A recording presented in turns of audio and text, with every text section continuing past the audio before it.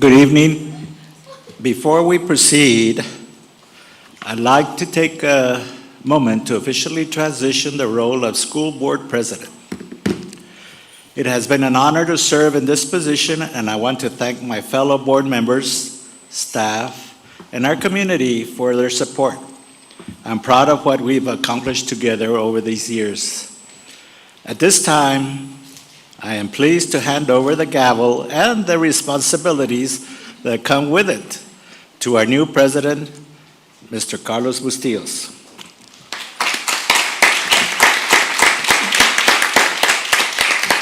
I have full confidence in his leadership and vision for the board moving forward. President Bustillos, the floor is yours. Thank you, sir.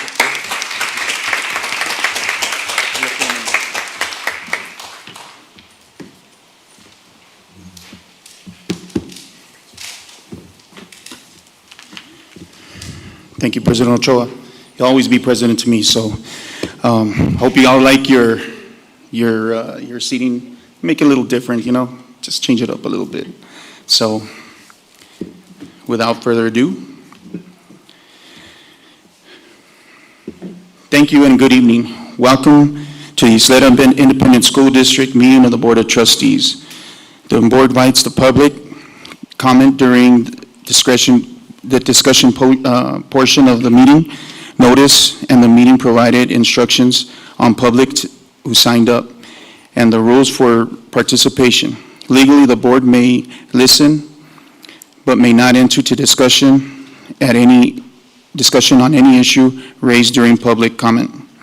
It is with great honor and I call this meeting to order with fellow trustee Chris Hernandez, trustee Shane Haggerty, trustee Connie Woodruff, trustee Cruz Ochoa, trustee Catherine Lucero, trustee Mike Dwyer, and myself, Charlie Bustillos, at 6:03 p.m.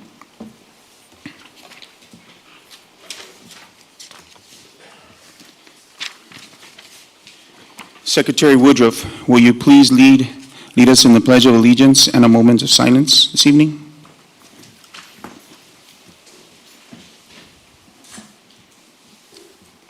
I pledge allegiance to the flag of the United States of America and to the republic for which it stands, one nation, under God, indivisible, with liberty and justice for all. Honor the Texas flag. I pledge allegiance to thee, Texas, one state, under God, one and indivisible. And now a moment of silence.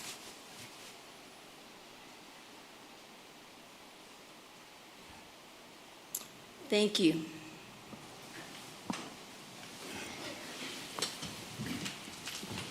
Thank you. Dr. De La Torre, do we have recognitions and introductions this evening? Good evening, President Bustillos, members of the board, esteemed guests. Yes, sir, we do. I invite our Chief Human Capital Management Officer, Ms. Bobby Russell Garcia, to lead in our recognitions and introductions this evening.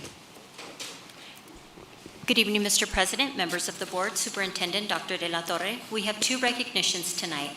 At this time, we ask our trustees to please come to the front of the dais. Audience members, please remain seated until recognitions are complete. Thank you.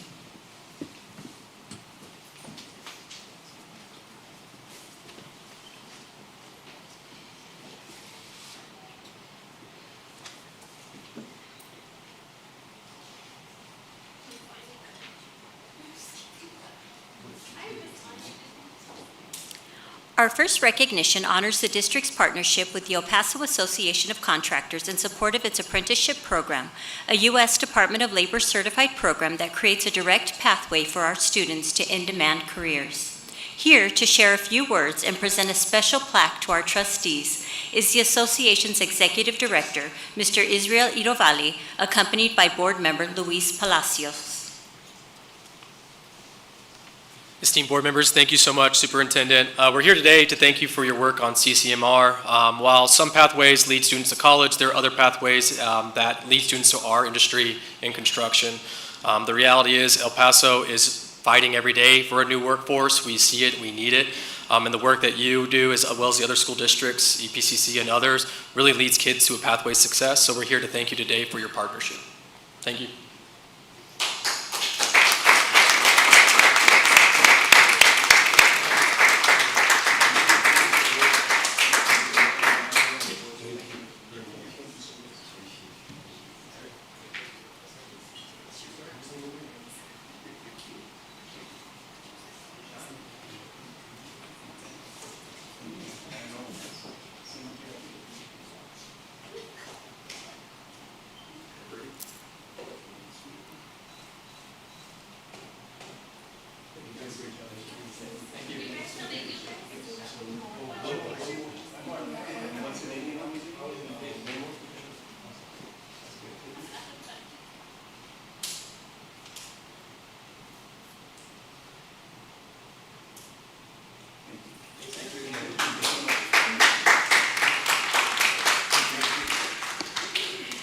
Our final recognition tonight is in honor of our 3 outgoing board members, individuals who have led with purpose, conviction, and commitment to our students, schools, and community.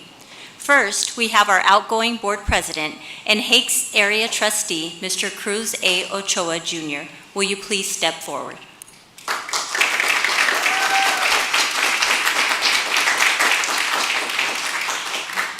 Having served as board president for 6 consecutive years, Mr. Ochoa has generously shared his time, energy, wisdom, and heart with Ysleta Independent School District. Under his guidance, the district not only passed a transformational facilities bond that improved campuses in every learning community, but we strengthened our reputation for being the best school district in El Paso. His record-setting 3 terms as president will be remembered as steady, principled, and always focused on doing what's right for our schools. In honor of his service, our superintendent, Dr. De La Torre, would like to present Mr. Ochoa with 2 gifts: a crystal award for his time as board officer and a custom gavel to commemorate his historic term as president.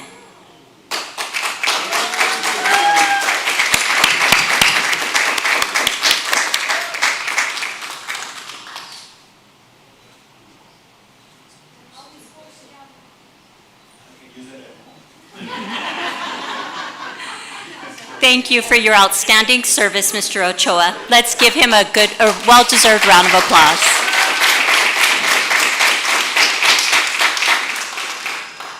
And now we invite our outgoing board vice president and Riverside area trustee, Mr. Charlie Bustillos, to please step forward.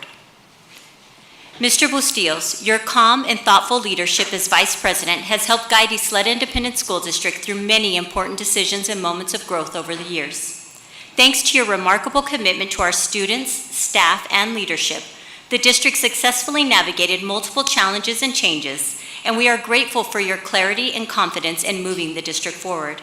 While Mr. Bustillos will now serve as board president for the next 2 years, we extend our warmest appreciation to him for his many contributions to the board and the lasting impact he will undoubtedly continue to make on our students and families. In honor of his service as board officer, Dr. De La Torre will now present Mr. Bustillos with an award as a token of our gratitude.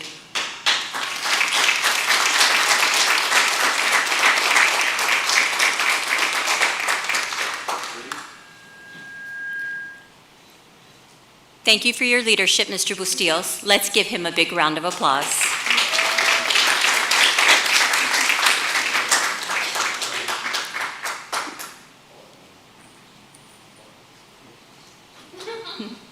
Next, we invite our outgoing board secretary and Del Valle area trustee, Ms. Catherine Lucero, to please step forward.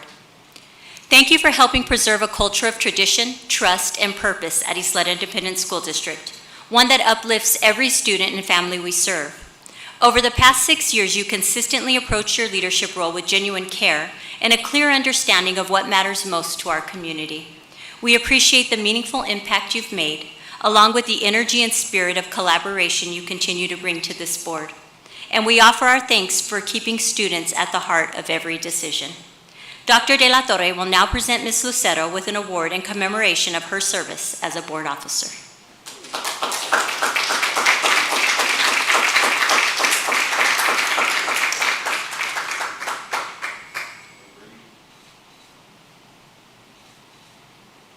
Let's give a final round of applause to all three of our outgoing board officers.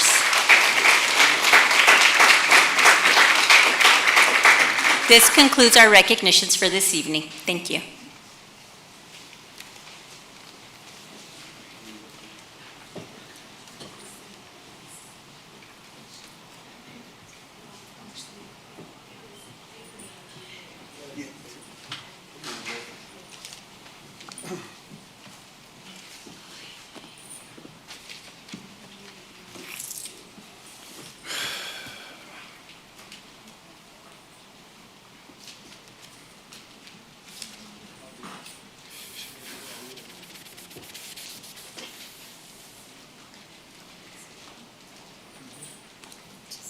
Yes, ma'am.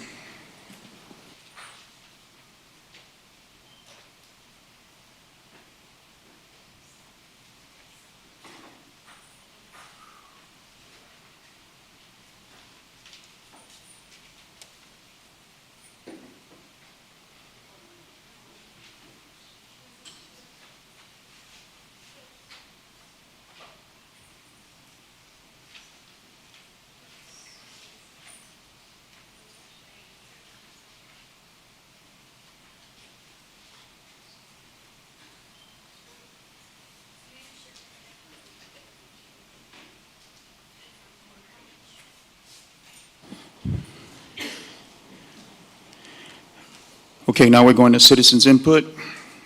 Secretary Woodruff, do we have citizens' input this evening?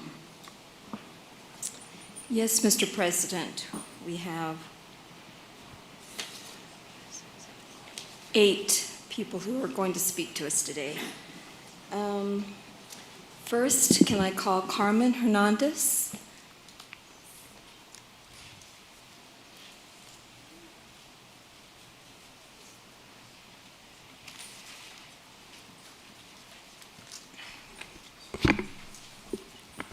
Good evening.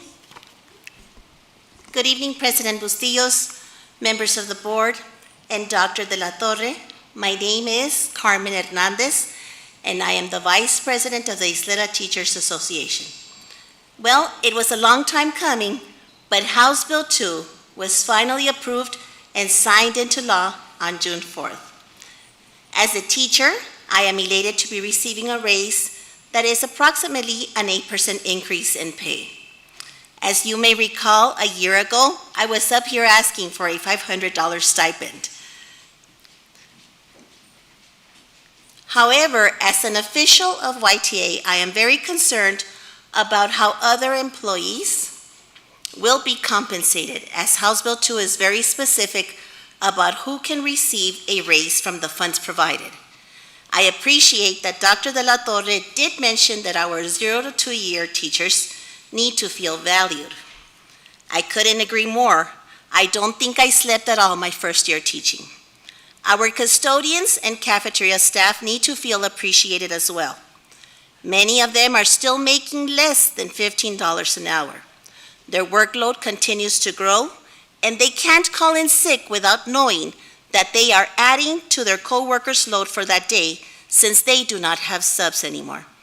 I am aware that the bill excludes administration from receiving a raise, but our counselors, assistant principals, and principals also deserve recognition, monetary recognition. Some of our assistant principals do not make much more than some of our teachers. They work more days, longer hours. They carry the huge responsibility of being in charge of STAR, LPAC, and behavior issues and discipline at their campus. Every one of our employees works very hard to make our schools and our district top-rated. Every one of our employees deserves a just and fair raise. We know our insurance premiums are going up. We know that inflation is up, 29.5%, I believe, is what you all showed in the presentation. We did not receive a raise last year, not even a basic cost of living increase. We know that the state has released $8.5 billion for public education, and Ysleta will be receiving approximately $42 million. We are well aware that it is important for each of our board members to be fiscally responsible. but the welfare of our district's employees should take priority. Fiscally responsible decisions should not add financial hardship to our employees. Let me repeat that again as you make your decisions tonight. Fiscally responsible decisions should not add financial hardship to our employees. Please take all these factors into consideration when making your decision on how raises will be allocated. Thank you for your time.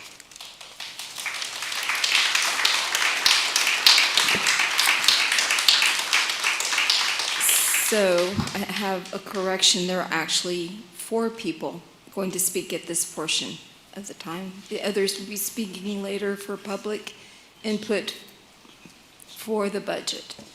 So next on the list is Aida Brandau.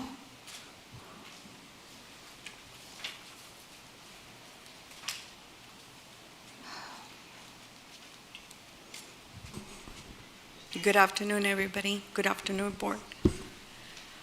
I'm here. I am an employee of the district for 20 years. I am a special ed educator, and I am here standing very nervous because I've never done this before, but I think it's so necessary. I am a taxpayer. I am a mother of the student that I raised here at Ysleta that I'm trying to put through college. And with the inflation that we have right now, it has become unbearably hard. I am a homeowner, which means that I have a mortgage. I am in the front line of the district. I work very hard, and I do it from my heart with the little ones every single day. And today, I want you to understand that it's just very hard to live on the salaries that we live to now. And hearing that our compensations for health, are not gonna be available for us, it just makes me very, very worried.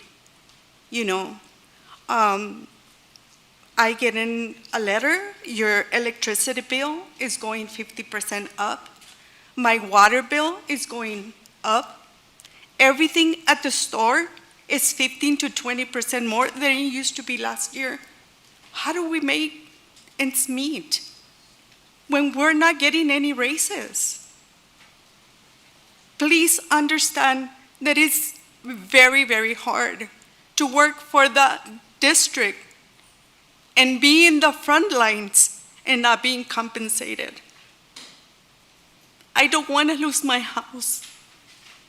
I don't want to keep my daughter away from college because I promised her that I was going to do that from the beginning when she started in pre-K at Ysleta District. But this is so hard already because everything's going up except our salaries. I don't want to pity. I just want understanding. Please consider this. Thank you.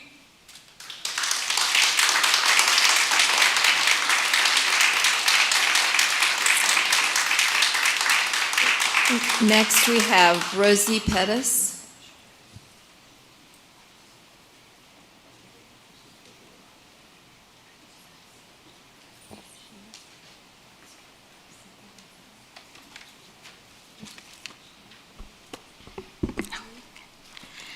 Good evening, President Bustillos, Superintendent Dr. De La Torre, and esteemed members of the board.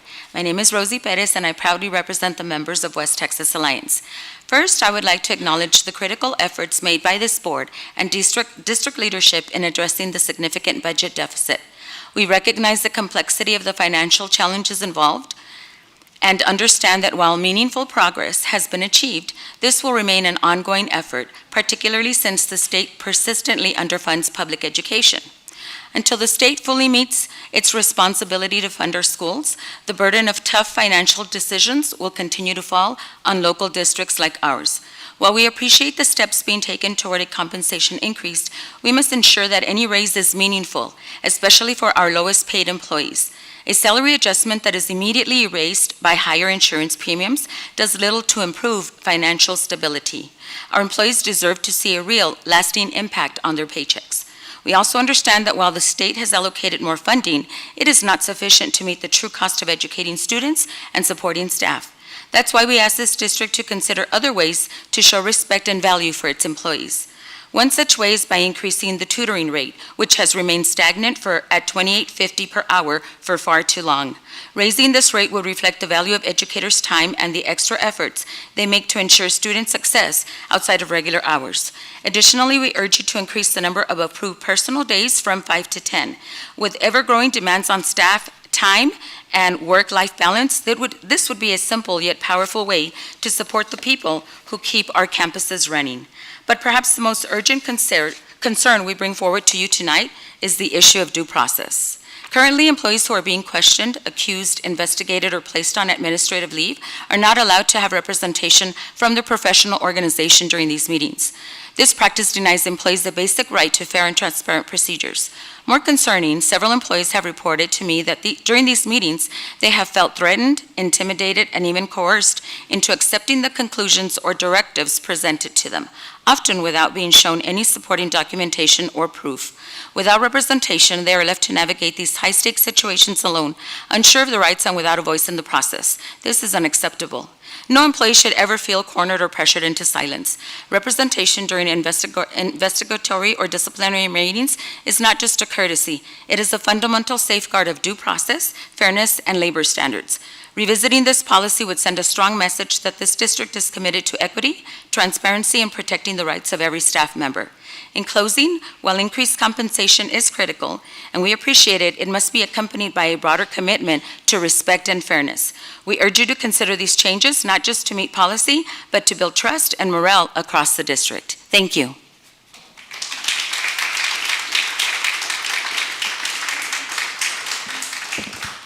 Next, we have Alejandro Garcia.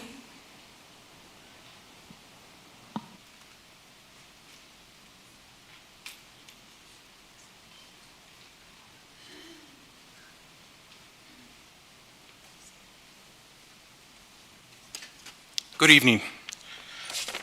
Good evening, Superintendent de la Torre, President Bustillo, and esteemed members of the board. My name is Alejandro Garcia. I'm a proud special education teacher here at YISD and a member of West Texas Alliance. Tonight I come before you not only as an educator, but a voice for my colleagues, the thousands of dedicated YISD employees who work tirelessly for our students and our community.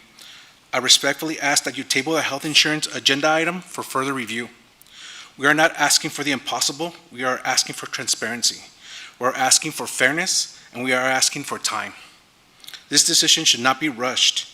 It should not be taken lightly. It should carry the weight and consideration of a significant bond. Health insurance is not a line item. It directly affects the quality of life for every single employee in the district. We've seen how the story plays out. In surrounding districts, changes to health plans were pushed through quickly. The result, employees were blindsided. Some fell into serious financial hardship. We cannot let that happen here. Right now, we're being asked to accept something we don't fully understand. There's a lack of transparency. We do not know what our premiums will look like. We don't know how this will impact our families, and we don't know how we can make informed decisions. Let me be clear. This new plan does not just cancel the raise of us that we're finally getting. It goes further. It costs us more. A raise that disappears into higher premiums and deductibles is not a raise, it's a loss. And even worse, it's unjust. A family of one and a family of 6 are paying the same deductible. That's not illogical, it's inequitable. We understand that raises weren't possible for the past year. We stood by our district, we weathered the storm, but now that the raise has finally arrived, it feels like the opportunity we received to give back to the district, not to the people who earned it. I don't speak for myself, but the 99%. Because the 1%, those with the highest salaries, will be fine. the change doesn't impact them the same way it impacts the rest of us. Before any decision is made, I urge you to launch a full public relations campaign. Let us see what the plan truly means for us. Show us the cost, the premiums, the deductibles, the real impact. Only then we can have real, honest, district-wide conversation about what's best for our employees and our schools. Thank you for your time. Thank you for standing with the people who make the district what it is, the educators, the staff, and the everyday heroes of YISD. Remember, nobody wins unless everybody wins. Thank you.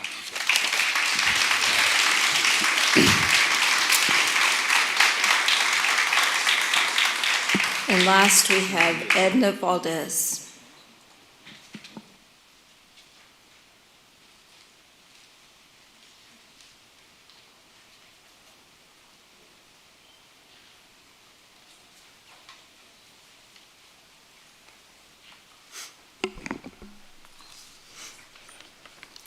Good evening. My name is Edna Valdez, and I am a proud special education teacher and board member of West Texas Alliance.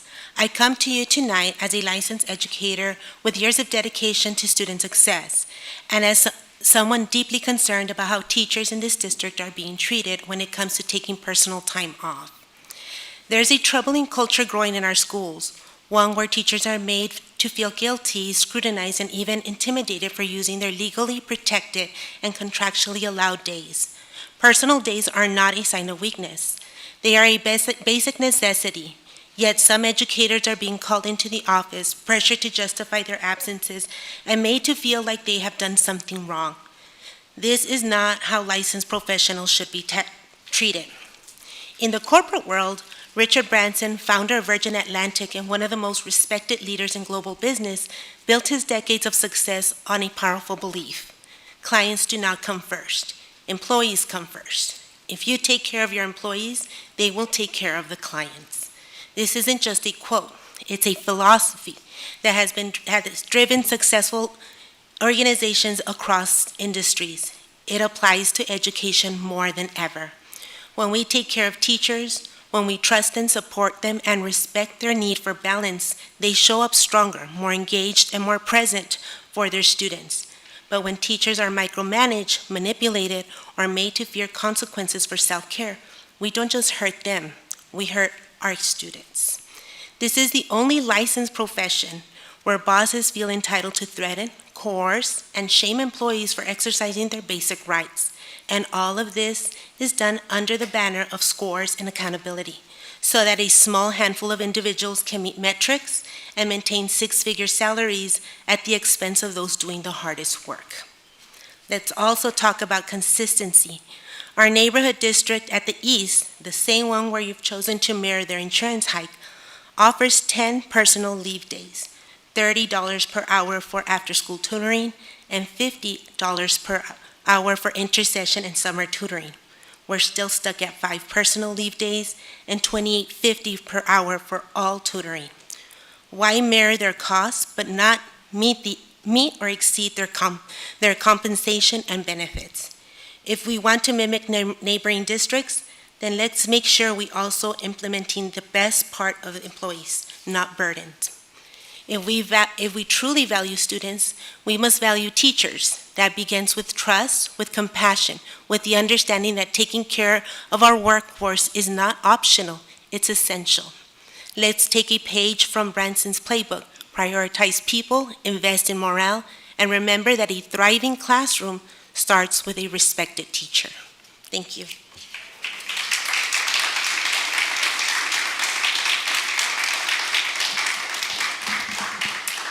That's everyone at this time. Thank you, sir. Secretary Woodruff. We're going to go to remarks. So, Trustee Haggerty, is there anything you would like to say about your reelection to your community? It's on there. I mean, so you guys giving you an opportunity for your reelection to thank your community? Sorry.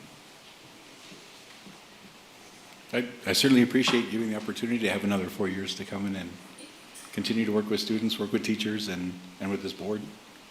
I've been blessed to do it for a whole lot of years. And I've been learning ever since, and I'm continuing to learn, and it's been amazing. This district took care of me. It gave me my education. It gave my boys an education. It gave me my amazing wife. And the district saw to it to give me another 4 years to continue to do what I love and work with the people that make this community amazing. So thank you.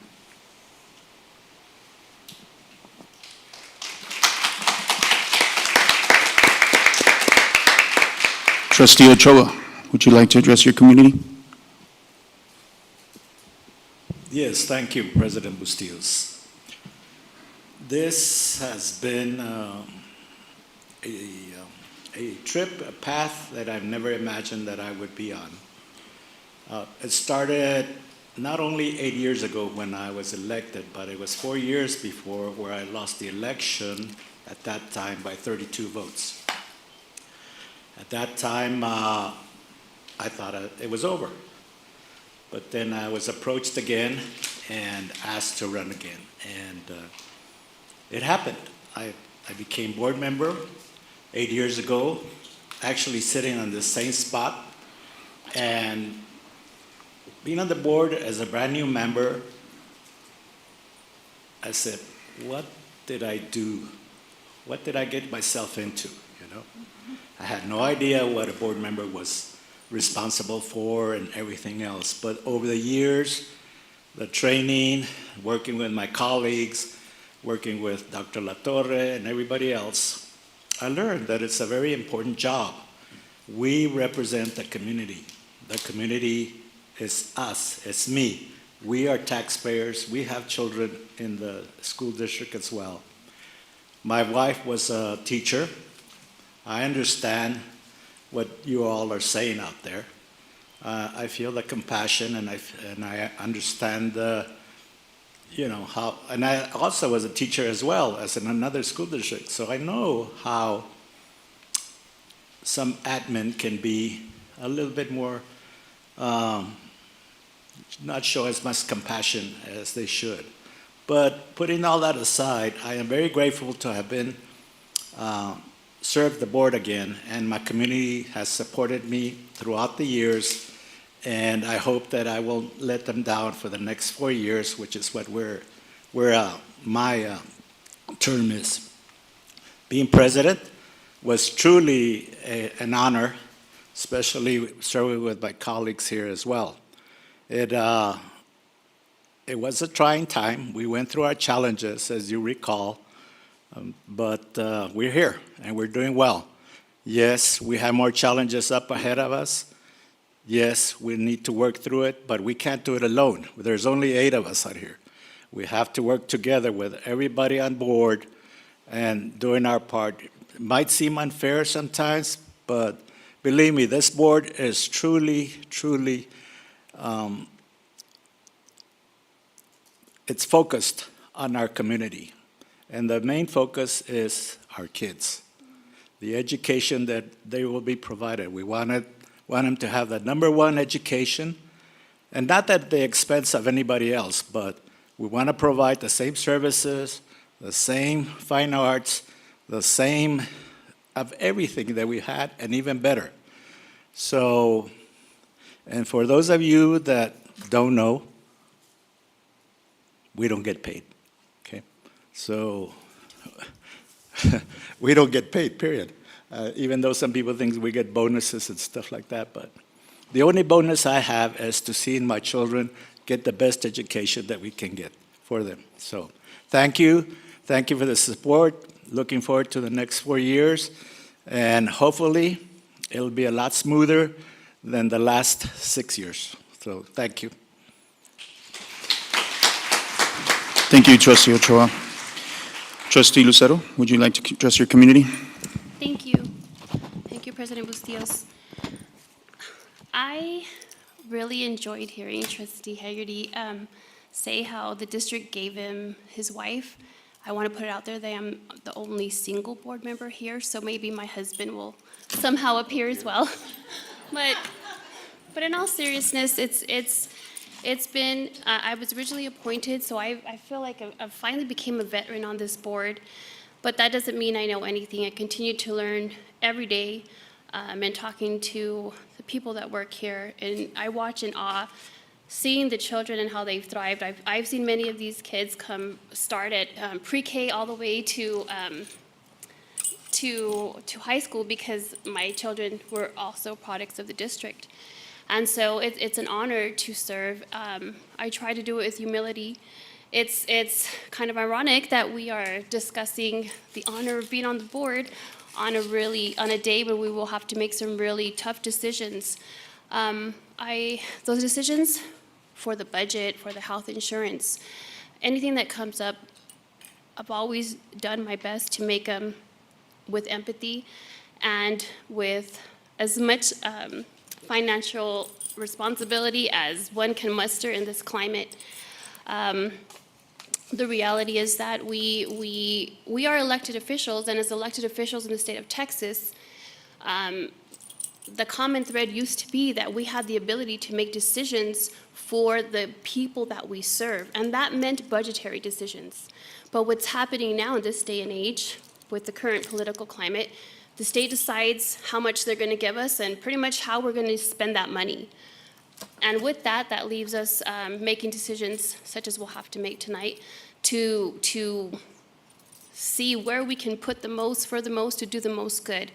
But I want you to know that I will continue to serve this community with honor, with respect, and with humility. And I'm honored to sit here tonight. Thank you.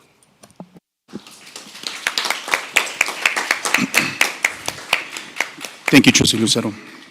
Well, I'm here thanks to that man right there, Mr. Haggerty. Still remember the day we met and sat down trying to figure out if I was going to do this or not. The one thing that piece that I always take, Mr. Haggerty, is as long as you do it for the kids, you'll never be wrong. And I thank you for that, and I've always done that. So thank you, Mr. Haggerty. I stand here before tonight with a full heart of gratitude, pride, as I thank you, my Riverside community, for re-electing me to serve a third term as trustee. This moment means more to me than words can fully express, because this isn't just a district I represent, it's a community that raised me. I am a proud product of the Lower Valley.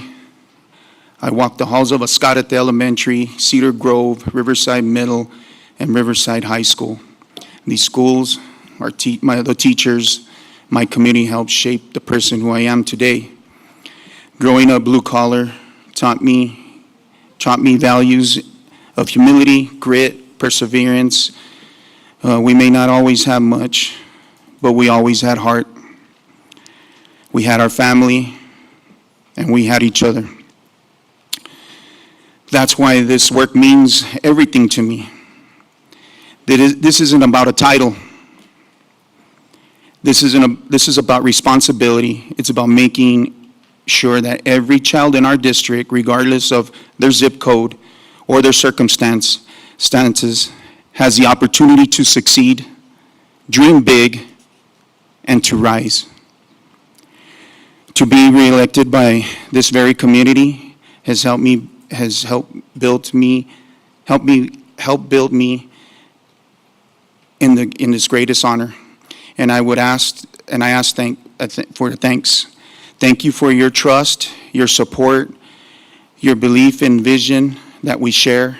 I promise to continue to lead with integrity, with passion, and always with you in mind. Thank you always, and always remember Riverside forever. Thank you.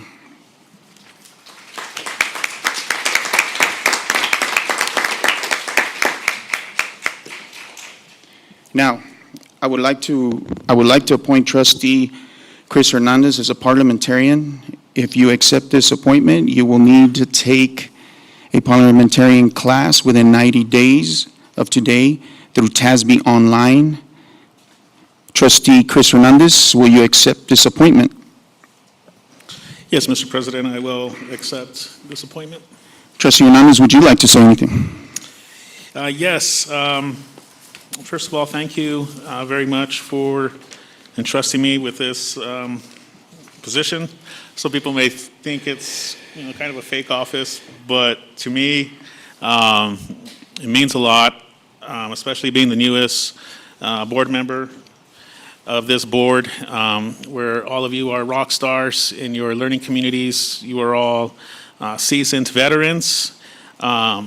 So to be welcomed and entrusted with this position, it means a lot, and I don't take the responsibilities lightly.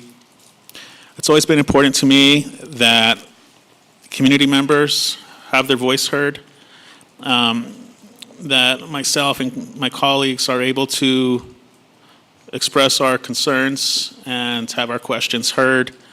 And I very much appreciate the words and responses from our superintendent and cabinet chiefs.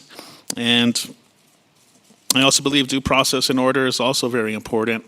So with that, it is, I think, the perfect position for me. And again, a big honor.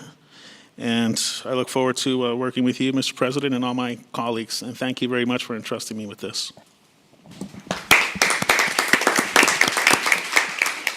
Thank you, Trustee Hernandez. Now we go to our public hearing. As a taxing entity, the district is required to provide an annual forum for the public to provide input on the district's proposed budget. This is a hearing for the proposed. The Board of Trustees appreciate your attendance and welcome your input during the public hearing. Please observe the following rules. 1, individuals wishing to speak are limited to 3 minutes. After the presentation, we will take public comment on the proposed budget for the 2025-26 fiscal year. Dr. De La Torre, do you have the presentation on the proposed 2025-2026 budget? Yes, we do, President Bustillos. At this time, I'd invite our Chief Finance and Operations Officer, Ms. Lindley Camburn, who will lead the proposed 2025-26 budget presentation. Good evening, President Bustillos, members of the board, and Dr. De La Torre. This evening's work culminates a long, pretty arduous process this year. And I can say that after 10 years of working with you on budgets, and after successfully leading the effort to recover from a pandemic, a nearly 24-month effort, the completion of 2 bond programs worth over $400 million, and with that being said, this was still a challenge to get through. That being said, I'm grateful for my teammates' work, for the board's leadership, for Dr. De La Torre's leadership, the chiefs, every cabinet member, every director, every campus principal, every single employee has come together to help us navigate not only this year's fiscal challenges and the deficit we were trying to overcome, but the future year's budget. So with that, I'm going to delve right into the details that we need to discuss this evening. As you know, we are required to talk with you about property values every year within 120 days of adoption of the budget. So we'll look at those preliminary values this evening. We'll talk a little bit about 3 years of actuals for revenues and expenditures because I want you to see the context as we move into the budget. Then we'll look again at the proposed budget that we brought to you along with administration's reductions that we identified on our own before bringing that budget to you. Then we've now included House Bill 2's impacts both on the revenue and expenditure side. We'll look at that. And then finally, we'll end with a compensation recommendation for your consideration. So when we talk about property values, each year we receive certified property values from El Paso Central Appraisal District. On July 20th, 2024, we received those certified values at $7.808 billion. The preliminary property value provided by CAD on April 26th of this year is $8.986 billion, an increase of 1.178 or 15.1%. We won't receive our final certified values, which determines what our tax rate will be, until July 25th, and those final certified values also determine what our foundation payments will be that we receive from the state. As I mentioned, We are currently experiencing a deficit in this fiscal year, so I want to review with you the last 3 fiscal years of audited financials so that you can see, sorry, I heard the mic cut out, so that you can see what the context is behind this year's budget. So in fiscal year 2022, our revenues were $405.3 million compared to expenditures of $388, allowing us to save $17.2 million, which then flowed to fund balance. In fiscal year 2023, our revenues were $387.9 million compared to expenditures of $405.7, leaving us with a deficit that year of $17.7. Thus, we used fund balance of $17.7 million. In fiscal year 24, our revenues were $387.3 million compared to expenditures of $416.9, causing us to use fund balance again of $25.6 million. And you already know that in fiscal year 25, we're experiencing a deficit. We expect that deficit by the end of this year to be $49 million, meaning we're going to use fund balance, leaving us with about $33 million at the end of this year. So when we brought to you the proposed budget at the workshop last week, we told you that we started with a deficit this year of about $44.5 million for the proposed budget. Through efforts internally with administration's assistance, with the optional early retirement or resignation notice, we were able to identify savings of $17.2 million, reducing that deficit to $27.3. Then House Bill 2 passed, and we received additional revenues of $21.9 million, along with required expenditures of $16.8 million, bringing the deficit budget that we're proposing tonight of $22.2 million. These are the positions that voluntarily submitted their early retirement or early resignation notice, and the savings attributable of $9.8 million. You've seen this graph many times, but it's been updated this evening to show you the inclusion of House Bill 2's impacts. And you know that I like this graph because I think it's informative. It includes a lot of information. So with your patience, I'm going to walk through it again for the public and to allow you to see the changes with House Bill 2 included. As I've mentioned before, under Dr. De La Torre's leadership since 2014-15, the district has done an excellent job of mirroring expenditures to revenue. So from 2014-15 all the way through the pandemic and just into the first year of the pandemic, revenues either exceeded or exactly matched expenditures. In 2021-21 and 21-22, revenues were slightly more than expenditures, largely due to some of the ESSER funding and the hold harmless provision provided by TEA. Beginning in 22-23, you can see for the first time the red line exceeds the black, meaning expenditures have exceeded revenues. We just reviewed that a moment ago in the table, but now you can see a graphical representation of that spread and how expenditures are exceeding revenues. You can see that in 24-25, that gap is significant, with $416.3 in expenditures compared to $370.8 in revenues. Through the efforts of this board, Dr. De La Torre, and again, the entire staff of the district, we have brought that down to a $22.2 million deficit in the proposed budget, with the inclusion, and also with the inclusion of House Bill 2. In 26-27, we believe that gap will be further narrowed to a $14 million gap, so from 22.2 down to 14. And the reason 27 and 28 doesn't depict a further narrowing is because, as you may know, House Bill 2 has a sunset provision, and it would sunset in this year. Thus, I don't want to commit to you that I can further reduce that gap when I don't yet know is the House and the state legislature going to make that permanent. If they revoke those pass-through raises, then we will have less revenue, and we currently would have it on the salary schedule, although we have also included a provision to sunset it depending upon what the legislature and Governor Abbott do. Again, at the bottom is the hashed measure representing salaries and benefits. Those are our personnel costs. The dark shaded blue represents operational cost. So you can see that we appreciate and value our employees. They are the primary investment we make because we know they are in the front lines and they are in the four corners of the classroom. So this is the proposed budget, and it includes the 3 years of adopted budgets behind us. This one includes House Bill 2 as well. I have included revenues from 22-23 all the way through this proposed budget of 25-26. Keep in mind, these are not actuals, these are budgets. And so in 22-23, we adopted a revenue budget of $414.3 million with a deficit of 10.5. In 23-24, we adopted revenues of $397.95 million with a deficit of 5.7. In 24-25, our revenues declined to $390.9 million. We adopted a deficit of 17.2, and this year's proposed budget shows revenues of $398 because we've now included House Bill 2's revenue, and a recommended budget for adoption of $22.2 million.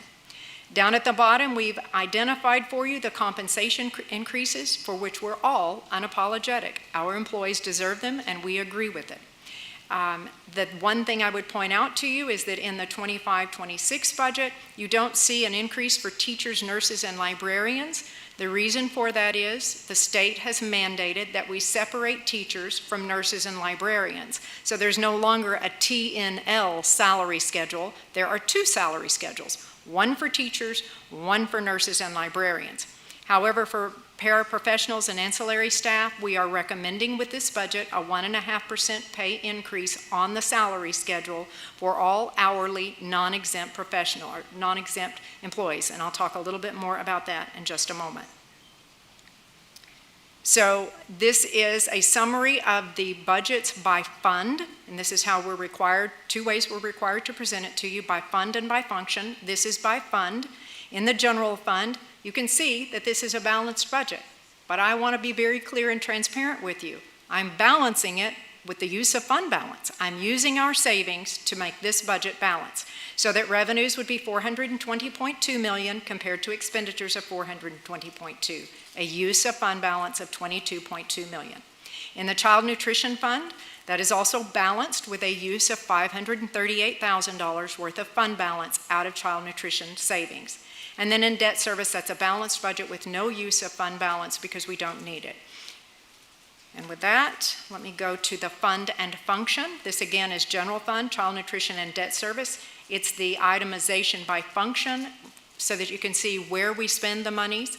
And I'm always proud to point out, because I think it's very important, 66% of the entire budget is devoted to academic outcomes. It's devoted to what happens at the campus. So instruction, curriculum, instructional leadership, and school leadership are included in that 66%. And then I know everyone is anxious to hear this, but let me talk just briefly about what House Bill 2 mandated with regard to compensation. So they provided 2 separate allotments for all school systems. They are slightly different dependent upon the size of the school system and whether you have a certain population of students. We have more than 5,000, so these are the rules applying to us. The intent was to retain teachers and support staff because we know that they are leaving the profession. As I mentioned earlier, House Bill 2 allotments are set to sunset on June 30th, 2027. The teacher retention allotment, or the TRA, has a pass-through from the state of $10.3 million. So obviously we're putting that through in base pay on the salary schedule for teachers. $2,500 will be paid to each classroom teacher with at least 3 years and less than 5 years of experience.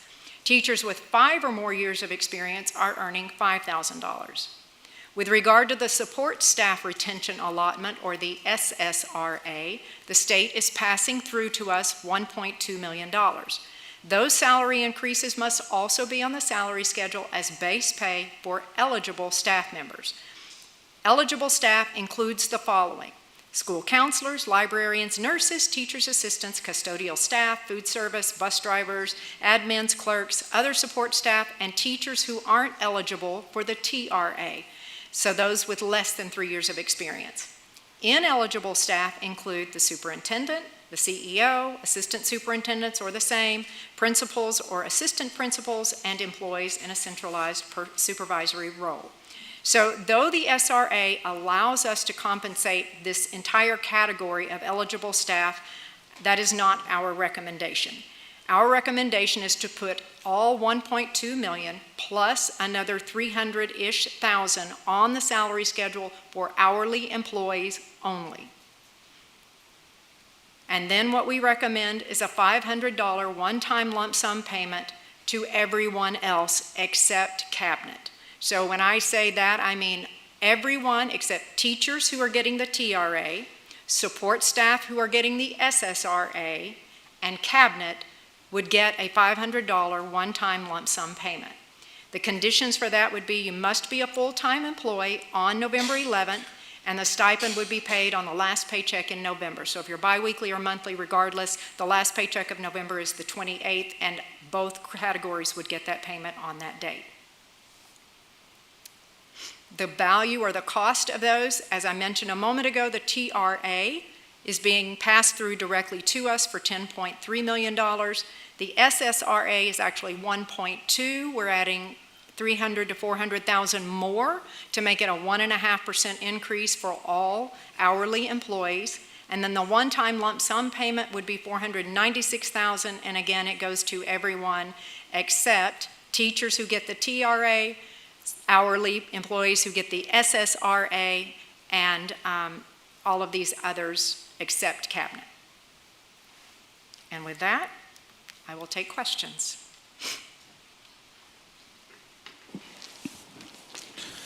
Okay, I'll go first. First, can you go to the slide? I didn't note it down with the actuals.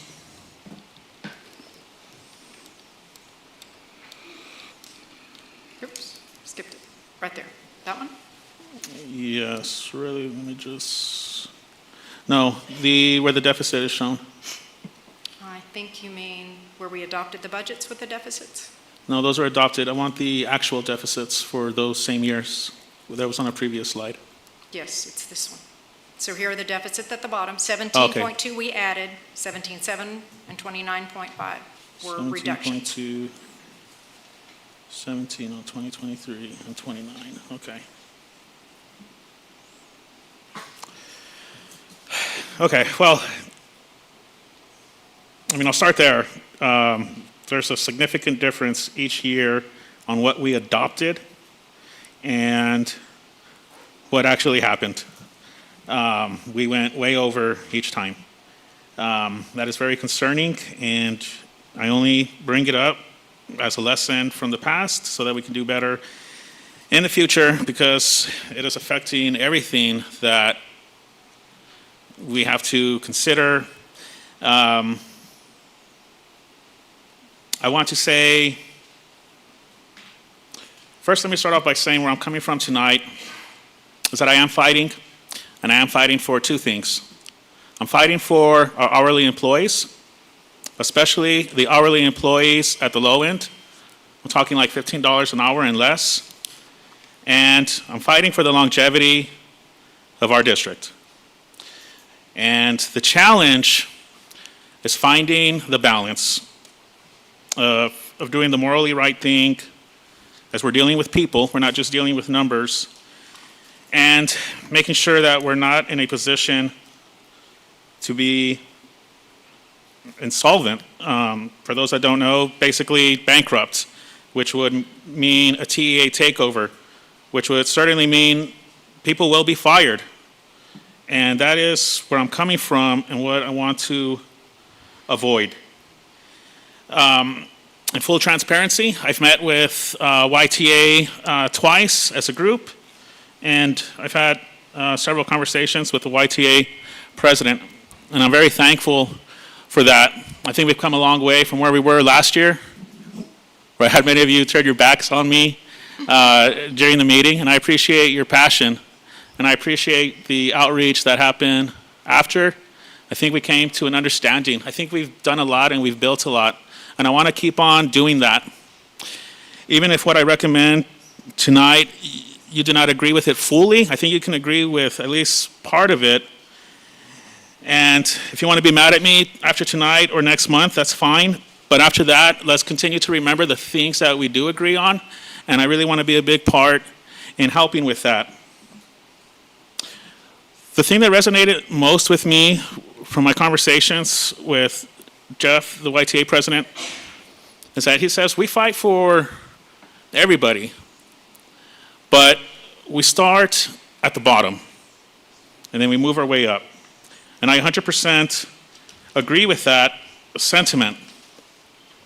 But I'm not seeing that reflect in what is being recommended today. Just in case I get cut off, I want to be clear what is a non-negotiable for me. Our hourly employees that make $15 an hour or less need to get a $500 holiday stipend. And another non-negotiable is we can't increase the deficit by more than, I would say, more than $300,000 than what is being recommended tonight. I think that's as far as we can push it.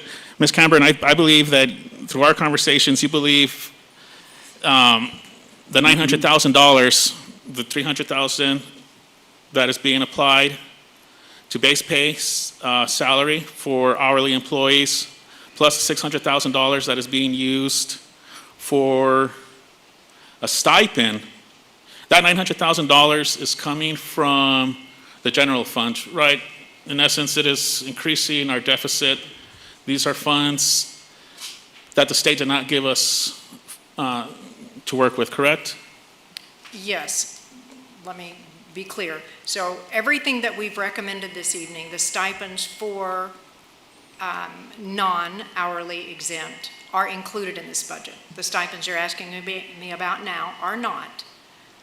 So the $300,000 that you mentioned and the $600,000 that you mentioned are in this budget. Okay. But in theory, we could choose not to do that and have that. I'm not sure which one it is. Okay. In theory, we wouldn't have to use, okay. In theory, we wouldn't have to use that $900,000. That is the choice, that is a recommendation by you and the choice of this board, not a choice by the state, right? Okay. And it goes against my fiscal conservativeness to even do that, but I'm willing to do it if it goes to the right people. Looking at an employee making $15 an hour, that 1.5% base pay is going to do almost nothing. It's not meaningful. I think the total amount for the entire year is about $460 spread out over 26 payments across the year. That is not an impact that will be felt.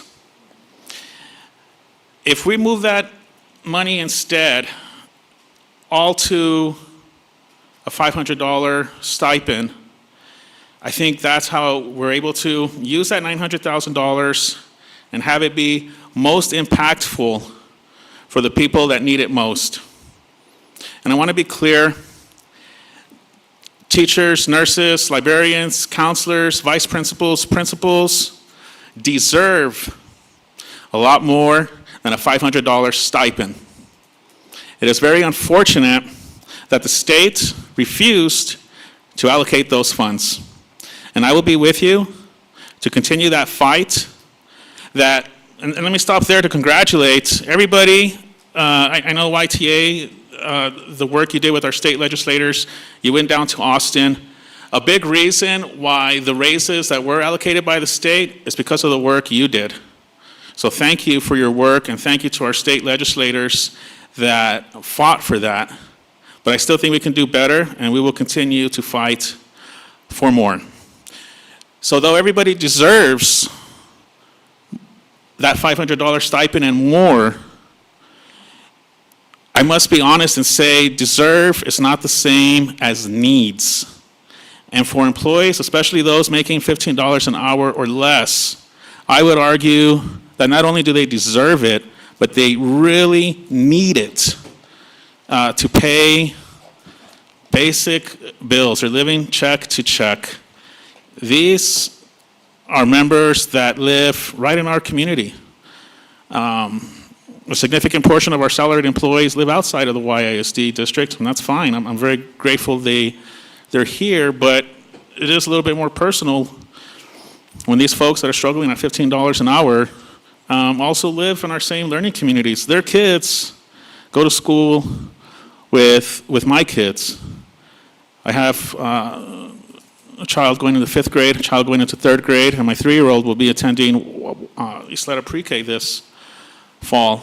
And, you know, my dad went to Pasadale Elementary School, and I have a dream that I will get to see my grandchildren also get to go to Pasadale Elementary School. And based on all the conversations we've had, I think even this $900,000 is pushing us closer to the risk of insolvency and a TAA takeover, which I certainly hope never happens. I think you've told me and the board during meetings, Ms. Camburn, that you expect we will have to pass another deficit next year. And possibly by the 3rd proposal, we can be back on track. At least 3 years to get back on track, to be back to a balanced budget without the use of fund balance. But to do that, it is your expert opinion that this is as far as we can push it. I believe so. If we want to operate within the constraints of no reduction in force and no financial exigency, then yes, I believe it'll take us 3 years. Okay. What is our lowest paid hourly employee? I'm going to ask Ms. Russell Garcia because she has a cheat sheet over there and I didn't bring it up here. $13 an hour, sir. And our highest paid? Hourly employee? Yes, ma'am. $44 an hour. Okay, that's a huge difference. Even for hourly employees making $25 an hour, they can make up that $500 stipend in 1 week, or close to a week. That's where my head is at.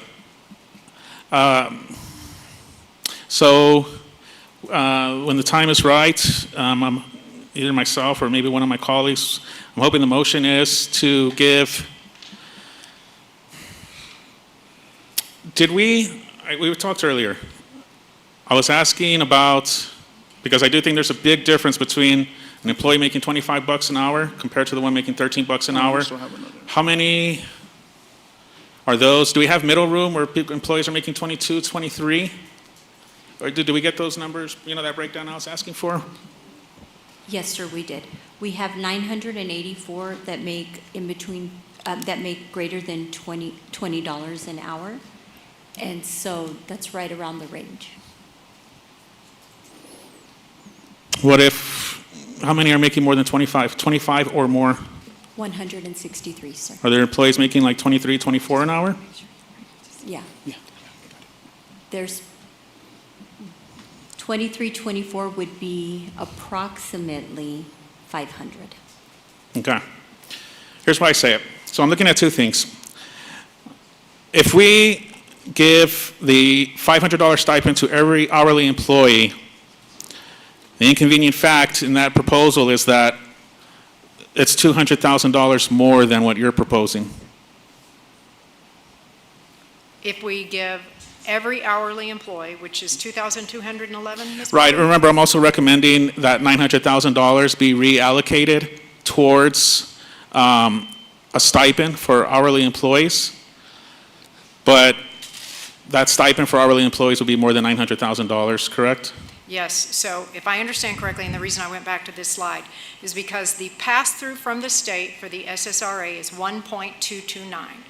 Administration's recommendation was to give them a full 1.5% on the schedule, which is the difference between the 1.6 and the 1.229.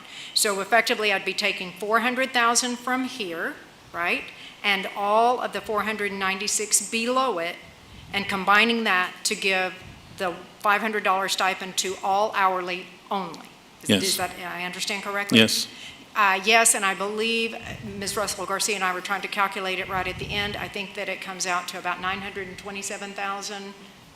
If we give all hourly employees hourly. a $500 stipend, more it's than that. 1.122 million. Okay, so it is about $200,000 more plus with the $900,000 being reallocated. I know you don't want to go more than $900,000, and I totally respect that with trying to get us back on track. So that's why I was getting to, well, where can we cut it off? Do we cut it off at $24 an hour, 23? I think to keep it at $900,000, we would have to eliminate the top 400 employees that earn, which would be my recommendation, but I'm willing to go along if my colleagues are adamant about it, and doing everybody. But again, to do this, the only way to do it, and I'm open, if you guys have other suggestions, I would love to hear it, but the only way I can figure to do that right now is to unfortunately not have the $500 stipend for admins, counselors, et cetera, and only do it to those most in need. Or there's another option I'm willing to work with. If we insist on keeping those $500 stipends, which I unapologetically say is not needed for those salaried employees, but if you insist on it, then at the very least we have to add a $500 stipend for hourly employees making $15 an hour or less. And that concludes my comments. Thank you. Thank you. Trustee Ochoa.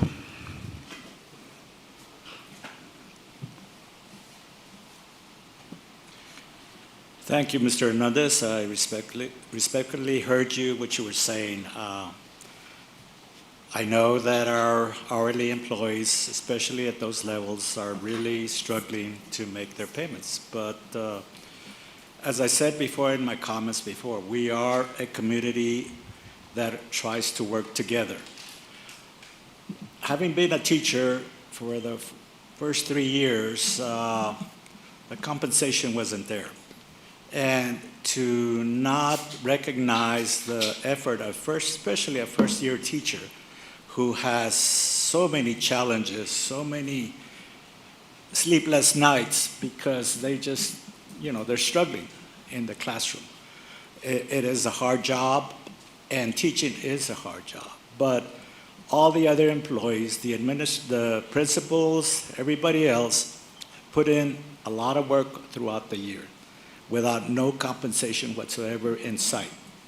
And at this time, to deny them any kind of compensation, I think would create a sense of friction between the employees. It's just not, I don't think it's right. I think everybody should be compensated for their work, no matter who they are, no matter what their salary scale is. I know that the top administrators are not going to get paid, which is not possible this year, but I think that we need to step back and look at the whole picture. This is a community. This is not, the haves and have-nots. Everybody's working towards the same goal. The $44 hourly employee, I'm sure he deserves it or she deserves it. It's probably a more rigorous job, more responsibilities, more accountability, everything else. And those that are earning less than $15, I'm sure it's tough because, $10 or $15 an hour ain't going to buy you much. But because we are the school board, we are looking at the community, I think that we need to go with what has been recommended tonight as well. Next year, it'll come again. Maybe we can allocate a little bit more towards the employees. I mean, I think the employees are the critical part of what makes this district function. The bus drivers, the cafeteria, the people, our teachers. I mean, the teachers got compensated this year, and I'm so glad they have, but they should have been compensated even more. But then to have a sunset clause there that in 2 years, we're going to think about it, that is just, it's not right. It's not right to put it out. Let them build them up, and then, we're going to think about it later. So we just got to make sure that we are stable enough to maintain our budget and our expenses, because I think that we shouldn't put our fine arts in jeopardy. I think we shouldn't put any employee in jeopardy of losing their job, just like it happened recently in other districts. I think the stability is something we're looking forward to, that we should work towards, and that we just gotta keep trudging. That's all I gotta say. Thank you. Ms. Connie Woodruff? So when I hear especially all the public comment and the need for all of our employees to have more resources at their fingertips where that they can use, it takes everything these days, and I understand that. I totally think that when it comes to our ancillaries and our bus drivers and all the people that get hourly wages, they're a very, very important part of our district. They're such an important part of our district. And often that's going to be the very first person that our children are going to see in the morning. They're going to be the ones who maintain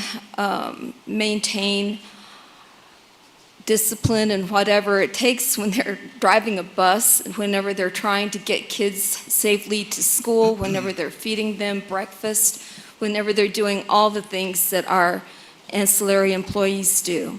And so I don't want to degrade that at all as far as my comments are going. I understand and I know that you deserve so much more than actually so much more than the district can supply at this point. My worry is that we also have to compensate, just like Mr. Ochoa said, we need to compensate our first, second year teachers. I mean, how do we keep them going? How do we keep them going? You know, I am a teacher myself, and I'll tell you the first week that I taught, which was a long time ago, I was ready to take it home and quit because it is difficult.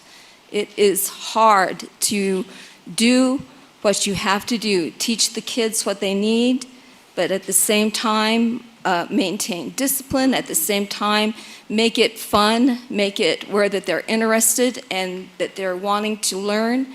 It's a hard job. And you don't just walk into teaching and say, oh, I've got it. I know exactly what to do, and boom. Normally, it takes some time. And we want to encourage these teachers and give them what they need during this time. And then there's the other people that are left off of this. They also have an important place in our district. They need to be at least recognized for their contribution to the district too. And I have to say, it's hard for people that make a little more money to make it these days too. I mean, everybody needs money.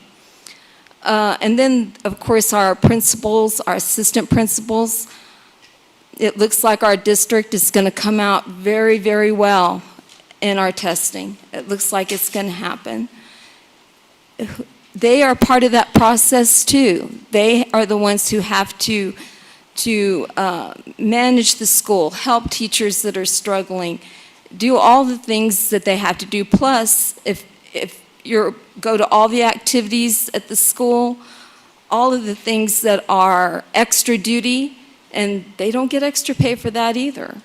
So I have to say, for myself, I prefer that we recognize everyone in the district with at least the stipends for the ones who weren't included by the state, which to me that was a travesty, but at least include them with a stipend. I feel like that recognizes everyone in our district, and I agree with Mr. Ochoa that we need to recognize those people, everyone. We are a community. Trustee Haggerty, and then I'll have Trustee Lucero next. Thank you. I have a few questions.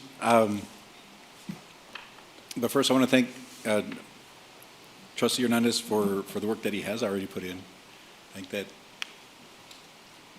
he's gone kind of above and beyond what I've seen in a lot of trustees, and that's meeting with you guys, meeting with the community, meeting with the Teachers Association, and really trying to work these numbers to where it's a fair deal for everyone. So I applaud you for that, and I thank you. And with that, I think he brought up some points that if we could make it work somehow, might be worth looking at. But in order to get there, I would need a few questions. I wrote down a bunch of notes, so.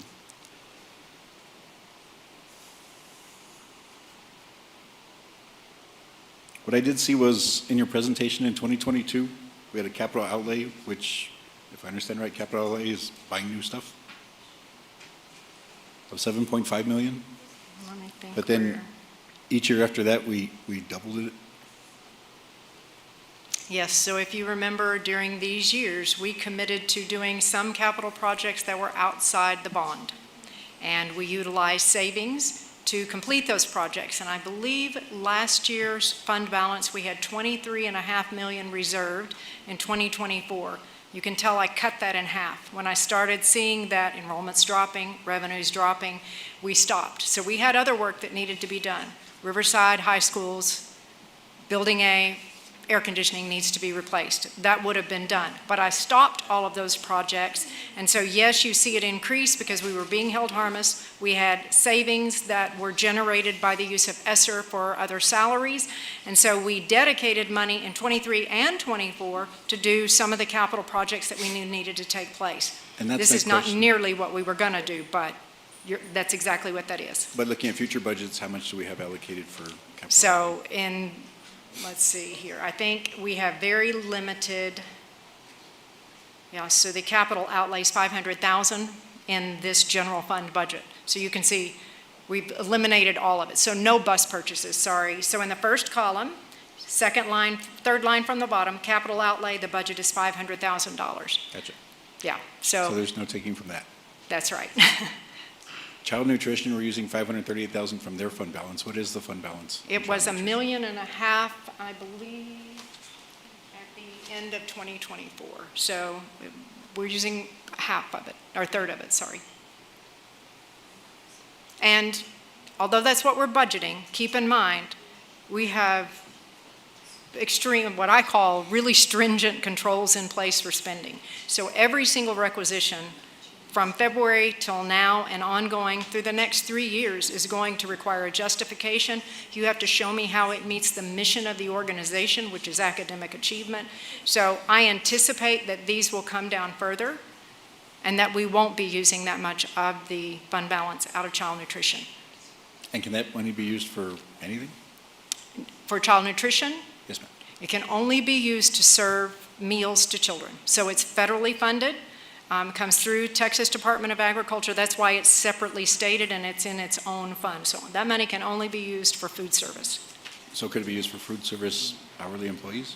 So some of it does include, yes, because the SSRA is in here. So keep in mind, when I showed you restricted monies, it included restricted monies here. So hourly folks in this fund are going to get paid out of the SSRA. So if we did do a $500 stipend for hourly employees, and it's a one-time stipend,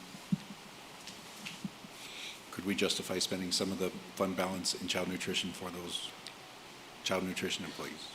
So we've already included SSRA here. If you want to include the stipend, yes, you could take it, but you're further increasing that deficit. It So would be a part of one-time the thing. million. It wouldn't be ongoing, it would be, That's correct, until it sunsets. But honestly, I don't think it's going to sunset. I don't think they would have had us put it on the salary schedule if they didn't intend it to go forward. Why they put the provision in, I don't know, but. and that was another question, was it looks like for 25-26, our amount that we have to spend increased by 28 million over 24-25. I'm sorry, tell me again where you are? We had, I think I know where you went. Are you on the gap slide?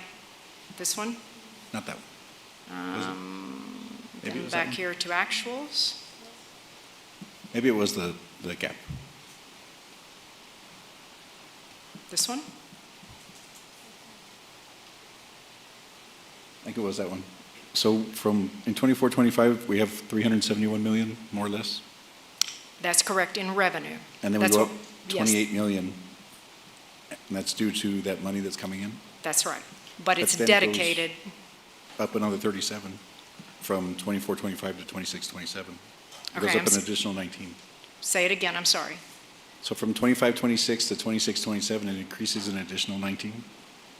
The revenue or the expenditures? The The- expenditures come down by The almost revenue, 14. The black line? But revenue is going up by roughly 7-ish. Is that right? 8. So then 8 why does million. it drop significantly in 27, 28? Because in that year, I went back to old law because of the sunset provision. Because I don't want to tell you, yes, I continue to get the same revenue I'm getting in 25, 26 from this pass-through. So instead, what I did is take it off the salary schedule and I took it out of the revenue. So then why is it 12 million more than it was in 24, 25? Because I still have lots of other stuff built into the salary schedule that's been approved beforehand that's carrying forward. So if you think about it, we've approved 59 million in salary schedule increases. So as long as those people remain with us, their salary adjustments remain on the schedule. So the only way to reduce that is to have less people. But the amount, the revenue goes up from 24, 25 to 27, 28 by 12 million. Yes. So the revenue's going up from 24, 25 to 25, 26. From what? I'm sorry? From what? Where we, So what's the source or what's the amount? The source? the amount looks like it's about 12 million. What's the source? So the 24, 25 to 25, 26 is 28 million, and that is House Bill 2. Right. Okay. And you said that's also for 26, 27, but then you said it sunsets. That's right. So it's not in the 27, 28. So then why does that amount go up 12 million? Where does that money come from? Why does the revenue not go up, or why does it go up? The revenue is not going up. The revenue is dropping from 26, 27. It's dropping by 25 million. But in 24, 25, where there is no government infusion of money, we're at 370.8. And then it sunsets in 26, 27, but then again in 27, 28, it goes back up. From where it is now to where it will be in 27, 28, it goes up 12 million. Okay, so between 24, 25 to 26, 27, you see the impact of House Bill 2. Right. Right? Okay, mid-year, June, well, end of fiscal year 27, it ends, and revenue drops. But it's an increase over 24, 25. Why does it increase over 24, 25? Because I believe this is reflective. You know what? That's a great question. Ladies in the back, you want to bring your forecast up here for me? Or Belinda, if you know it off the top of your head, I understand now what you're saying. Why do we go in 27, 28, why are we at 381.9 million as opposed to 370.8 million in this fiscal year? Gotcha. Let me get the revenue forecast and I can give you the detail of it. That's a good question, and I don't know off the top of my head. So give me a moment and I'll find it. You want to go with the other questions you might have while they're getting me the information? How many SSRA employees do we have?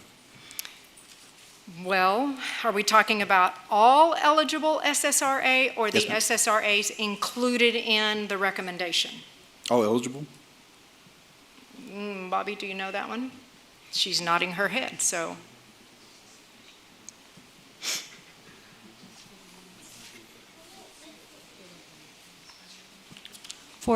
$4,455 if we count all classroom teachers and our hourly staff, sir. And then would you know, out of all those, how many make, you said it $25 or $23? That's when they make a little more than $500 with that 1.5% increase? Yes, So how many make $25 or more? Making more than $25 an hour, we have 163 hourly employees, sir. So only the 163 make more than that 500? I'm sorry, sir? Only 163 make $23 an hour or more? No, $25 an hour or more, that's 163. And more than $20 an hour, that would be 984, sir. And we have about 993 employees getting that $500 stipend, if I did the math right? For hourly employees, sir? For the sit right there. Nurses, counselors, teachers under 3 years. The non-classroom teachers, that would be, if we just include teachers and not any admin, that is 313, sir. The way we have it budgeted now with 496,000, that equates to about 993 employees, I think. Like if you take 500 and you divide 500 by 496, 500. That's fair. 496.5 divided by, hang on. Do you see what he's saying, Ms. Bobby? No, ma'am. What Okay, I'm trying to so- see is how many employees would we need in SSRA to get that $500 bonus, so that way it's not what Trustee Hernandez was saying, where they're getting Okay. $15 extra a check as opposed to a $500 bonus. Like if we gave the 1.5% to those 163 employees who make $25 or more an hour, and then with the remaining 4,200 and something employees, we give that $500 bonus. That's the amount I was trying to see. Okay, so Ms. Bobby, Instead while of the you look at 1.5, we would numbers. give them that $500 bonus. Okay, so instead of, you're saying do a 1.5% for For the 100 more of the eligible employees who are not in the group? No? No, the 1.5% would only be for employees making $25 or more an hour, because it would make more sense for them to get that money than it would to give them a $500 bonus.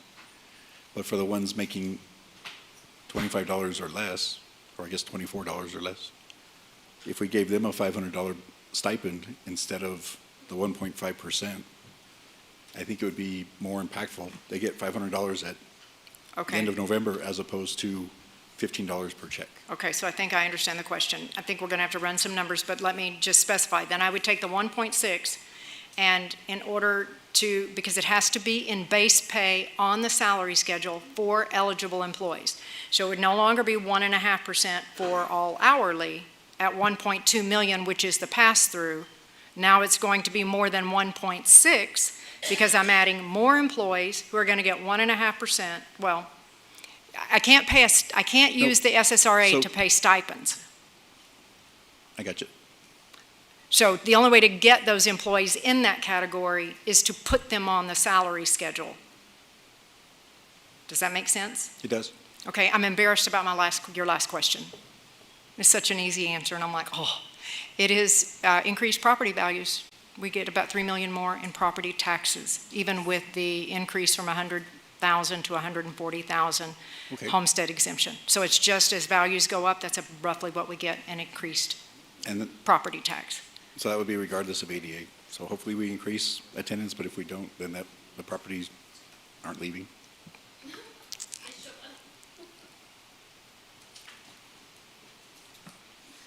So I don't think that will work. What I was trying to Good question, though. look at was if we could take the employees, the SSRA employees who are making $25 or more, but that would only be 163 of them. Continue to give them the 1.5 like you talked about, but then those other 4,000 employees, give them a $500 stipend as opposed to a 1.5%. No, he says there's 4,000, you said 4,455? It was 400, wasn't it? So, No. what, can you repeat the question, Mr. Haggerty? I'm sorry? You said there's 4,455 hourly employees? No, sir, there's 2,244 hourly, and of those 2,244, 984 make more than $20 an hour.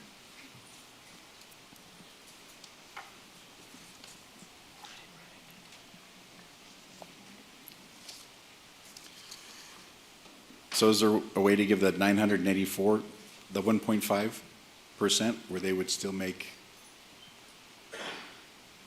more than $500 over the course of the year? The ones who wouldn't, I guess we divvy up the amount that we have to pass through, but give them the $500 stipend at Christmas, so that way they could get something that they can use as opposed to $15 a check. Okay, walk me through your whole plan so I can cost it out. So we You have to want to spend get- 1.2 million? You have to for put it on the SSRA. salary schedule for the SSRA employees, yes. So for those 984 making $20, Less than 20. Over 20. Over 20 an hour, okay, They continue with their 1.5% because that would give them a significant amount of money, at least, compared to the ones that don't make $20 an hour, okay, to the point where they would at least see a difference in their check. okay, Because I think with what Trustee Hernandez was saying is those employees who make less than $20 an hour, they're really not going to see any difference in their check if we give them a 1.5% raise. all right. So if I have a custodial staff member who is making 25, I think that comes out to like $750 for the year. okay, you would want them to, Continue making that 1.5% that we have on the schedule, okay, because they would see about $750 that year okay. extra. If I did it right. All right, I did so- 40 hours a Do week times 50 weeks. 984 employees times 1.5%. All right, and tell me what that is.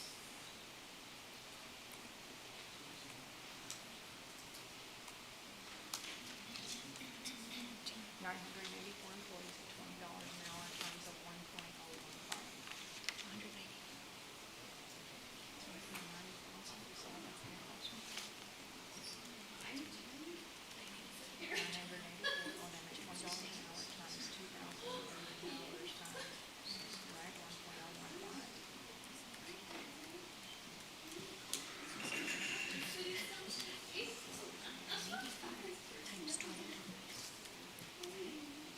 So if we make it 984 employees and then make $20 an hour times 2,080 hours, and I'm going to presume that's what they work.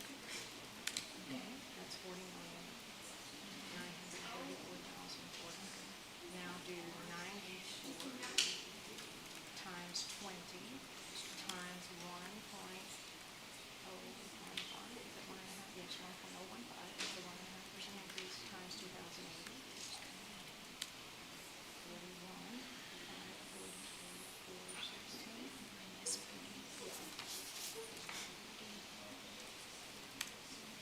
So to do that is 614,000. Okay, so if I take 984 employees who are currently making $20 an hour, and I presume they're working 2,080 hours, and that's a standard year, then the cost to give them a 1.5% increase on the salary schedule is $614,000. But keep in mind then, I'm excluding all those, I can't tell you which ones are excluded, I can only tell you, well then, below that amount is going to be getting the 1.5 plus the 500, is that what you're planning?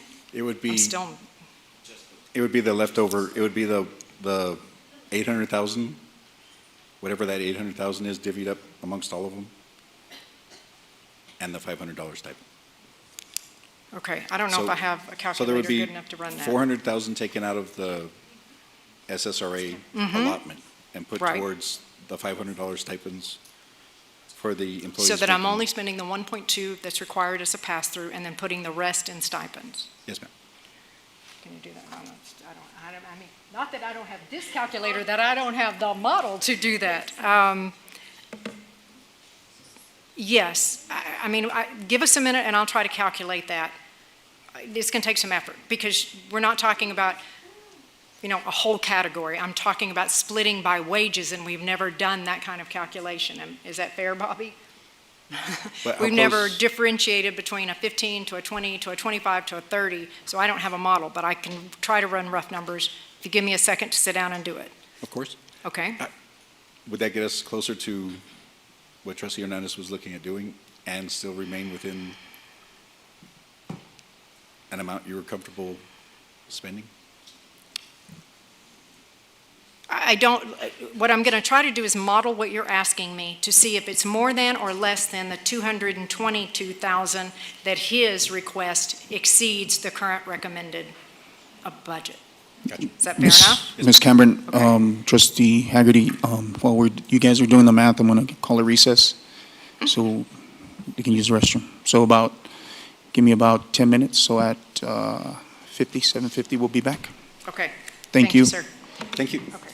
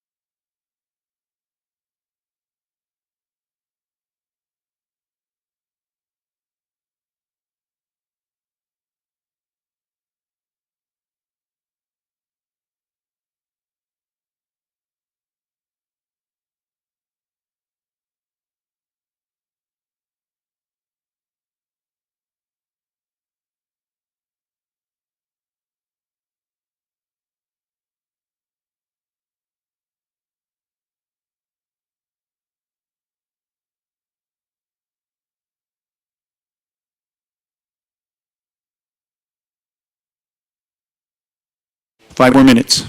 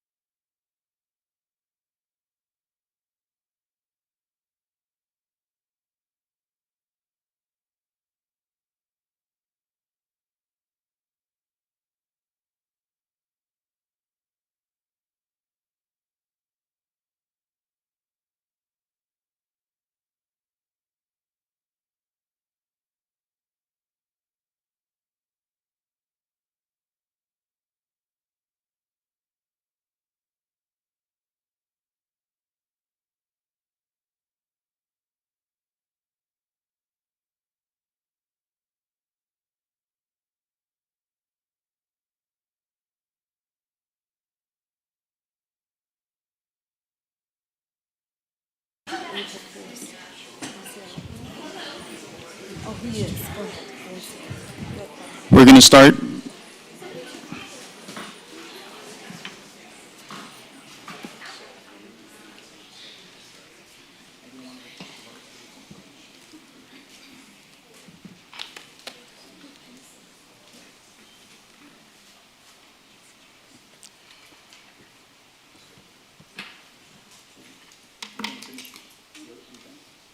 Nope. That'll be pretty quick.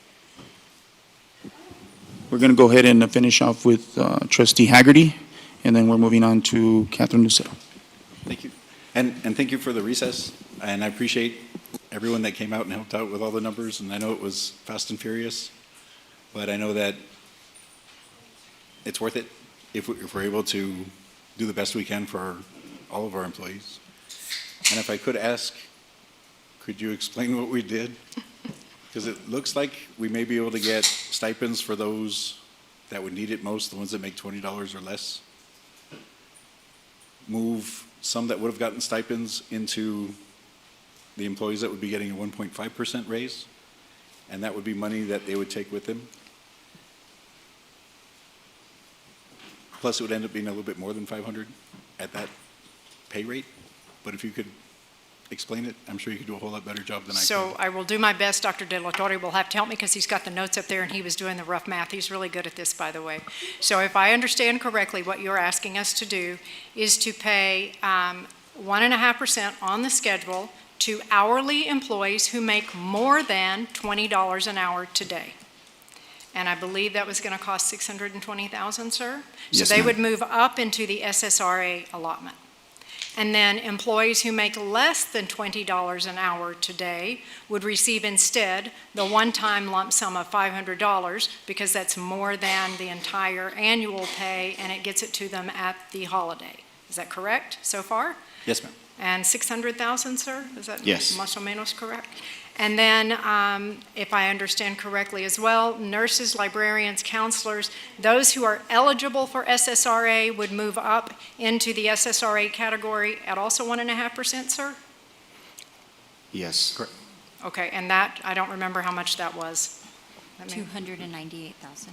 almost 300,000. And that spends then a little more actually than the SSRA pass-through. Yes, it takes us to almost to the 1.6 Okay. million that we originally proposed. That was 1.2. It took us to 1.2. Hmm. That didn't take us to 1.2. No, the 6 and 6 took you to 1.2, but then, I mean, the 120,000, yes, you're right, because the stipends going to the support staff that make less than $20 have to come from the general fund. So you're only spending right about $1.2 million. And then the only other substantial thing is that we'd have to remove principals, assistant principals, any administrators from consideration because they are not eligible to get SSRA monies. So they would get zero. Thank you, sir. But it would end up costing, by moving all that stuff around, about $100,000 more than what we have on that sheet. Más o menos. I think between what we've calculated, yes, we think that's fairly close to what we have on the sheet, would be about 100, might go to 200. I think Ms. Bobby was just showing me some categories of employees that would have to get the increase who may not fall into the categories we were discussing as quickly as we were. So it might be, we may be right at what you're saying in terms of the cost, 12.5 million, same cost, but we're taking out some of the people from the stipend. Okay? Yes, ma'am. All right. Thank you. Trustee Lucero. First off, this has been a great experience of watching things and us interact and watch you guys do the magic as publicly. This is an important piece of what we do and really why we're all here. I have one more take to see if we can do some math on. And I do want to say one thing. I think of traditionally on this board, I fight for the underdog. And the underdog to me is usually people who are struggling, who are barely making it, who don't know if they can put gas or get milk for their kids or pay the light bill or pay the gas bill. I've been there, so I completely understand the struggle. But I do also understand the struggle of the middle class. And the struggle of the middle class while it might not be the same as the struggle you face when you don't know of those two decisions, but it's another struggle. And it's also, do I have enough to pay my mortgage this month? Or am I able to visit one of my children that no longer live here with me? Maybe they're sick. Can I take a trip to see one of my sick family members? It's different struggles, but they're still struggles. So from where I sit and I really listen to my peers, trusting on this thing and trying to get to an ethical decision while we face this crisis, essentially, that the state has left us in. I don't know how comfortable I feel of completely piecemealing a compensation package for employees of this district. But I do appreciate the work and effort that we're putting in collectively. I want to see if we can possibly look at, and I am not a genius at math. I will be honest, I got a GED many years ago when I was 16, and I didn't pass the math portion, but I did really good in social studies and reading, so here we are. So anyhow, I would like to see with people that are good at math, what it would look like to leave the way the recommendation is for the 1.5% increase for the employees in that pool, the way you have it, and how much more would it be to provide a stipend of $500 for employees that make less than $25 an hour, and leave your compensation the way you have it. I'm not saying to remove for the nurses, counselors. This is an addition, because there's an addition that we're paying anyhow with the proposed plan. So how much more would that cost for employees under $25 an hour to get $500? There's 1.2 million that we have to spend in that category, so we wouldn't be able to do it the way Well, you're we are going to proposing. spend it, are we not? Because if we So leave you're the compensation. combining recommendations? I'm saying, I like the way, I'm pretty close to what you guys came up with. It's not, I feel it's somewhat it gives some fairness and equity across the board of employees. It might not be a lot, it might not be a tremendous difference, but it's definitely, there's equity there, and I do believe in equity for the people that we are serving. But on the other side of that, the hourly employees, as my colleagues said, the ones making under $25 an hour, it's a different struggle. Okay, so Struggle I as want to well. make sure I'm understanding the Let question me clearly. just say it I- real quick. I'm sorry, go ahead, sir. She's asking to leave the recommendation as is. Yes. The 10.355 are invested, obviously, in the teachers. There's 1.6 being invested in the support staff retention allotment, and that gives everybody a 1.5. She's then thinking that you could basically give those employees that make less than $20 an hour the additional $500 stipend, which would cost about what it cost to give the ineligible employees their $500 stipend. In essence, she's taken the $500 stipend that is, she's either taken the $500 stipend that we currently have allocated for teachers with less than 3 years, nurses, librarians, and she's given it to those employees that make less than $20, or she's asking that we increase the bump to the deficit by another $500,000. Well, first, is it you're close, DLT. Thank you for being on that alignment, but we're close. So what I'm saying is, leave the recommendation as is. I don't want to bump anybody. That's not the goal. The goal is exactly that too. How much does it cost? And I just want to emphasize it is $25 an hour and under. How much will it cost this district, and where can we find those funds? We've been really good at moving in to provide a stipend of $500 for those that make under $25 an hour. And that's leaving this pay recommendation as is. Ms. Rosa Garcia has I the have number. that. It would be approximately $630,000 additional dollars. And so we're going to put $5 million currently in the recommendation for the general to decrease our deficit. The deficit with 22.2 includes the 5.7. So that's already there. That's what brought it from 27 to 22, is that we use the unrestricted monies to bring you this recommendation. So I am going to tell you on the record, I can't find $600,000. So how much can you find? I can not find $22.2 million. If I could bring you a balanced budget every year, I would. And I can't balance this budget. So to find 600,000 more and take it to 23 million, I'm sorry, Ms. Lucero, I can't do it. It's just that we were sitting here, and I didn't win in math, but we were sitting here at the beginning of this process. I want to say April, March. We started early, and our deficit then was at what? So coming into this year, ending fiscal year '25, when we started out, we were at a $59.6 million deficit. I stopped all spending, all travel, all hospitality. We didn't fill positions through positive attrition, we just stopped hiring. And we brought it down so that we're at $49 million deficit now. We're going to be going from a $72 million unassigned fund balance last year to $33 million this year. And with this budget, I'm dropping it to 11. I don't want to risk trying to find, I can't in good conscience tell you I can find $600,000. But you can find 100,000 or whatever the increase is to do Shane's plan? No, I did not say that. I said the budget as recommended is the best I think we can do with what we have right now. Anything else is going to directly impact that deficit and make our unassigned fund balance worse.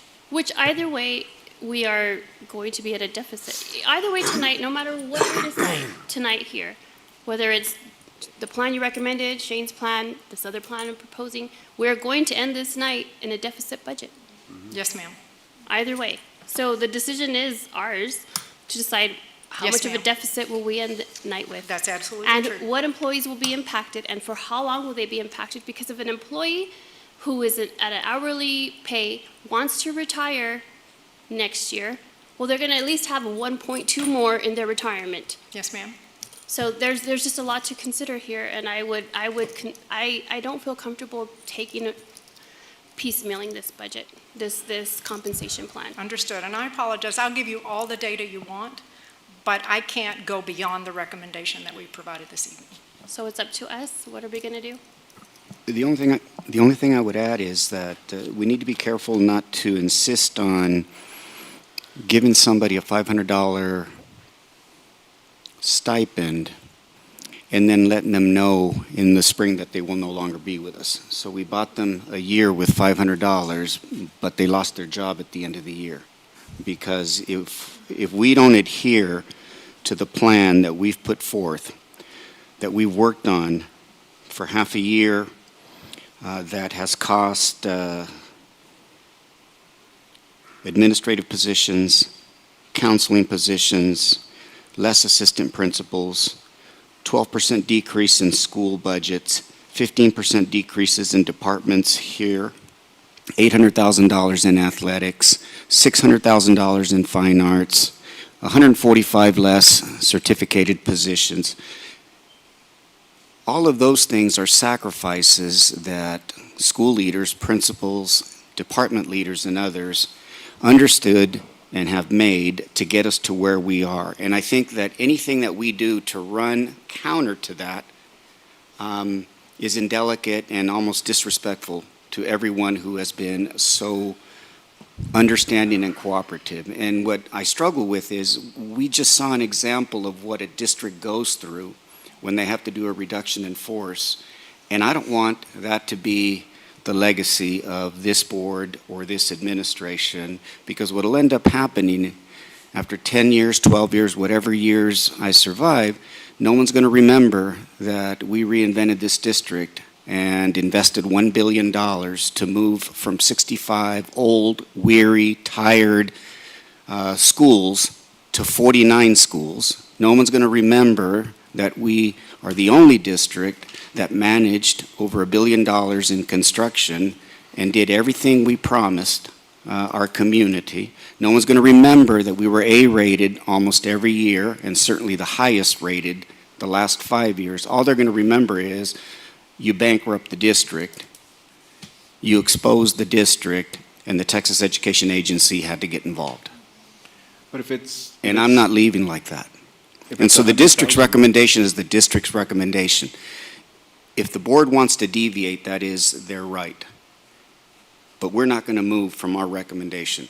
We've already played keeping up with the Joneses for the last 3 years. When El Paso ISD did this outrageous, reckless increase, we were right there following right behind, and that's why we're the highest paying district for new teachers in the region. And we're comparable when it comes to hourly employees. This is not easy. It is hard. It's supposed to be hard. But if it's just 100,000 that we're looking at to make that number, how much do we spend in fees or membership dues or whatever for National School Board Association, Texas School Board Association, travel for the board, can we give that up? And then how much closer does that get us to 100,000? I want to know Shane's, how many people under his proposal are going to get a stipend? How many are going to get a stipend under your? So it would be everybody who makes $20 or less an hour? Okay, so you're looking at the SSRA, those type of people? Correct. Okay, And it this was is where 4,000. I just have one thing to say. I'm very concrete, sequential. That 1.5% is permanent. Next year, they'll get another 1.5. The following year, another 1.5. Am I correct, Lily? Miss? Well, once it's added, it's ongoing. It's not, it doesn't increase year over year, but it stays on the schedule each year. Okay, and the thing about stipends is they're not permanent. And I worry about, we can't predict what's going to happen between now and this time next year. Are we, so I like the 1.5, even if it's for hourly people. And I'm going, and maybe Miss Russell can fill me in. We have employees making $13 an hour. Are those usually new hires, people who are just coming into the district, or?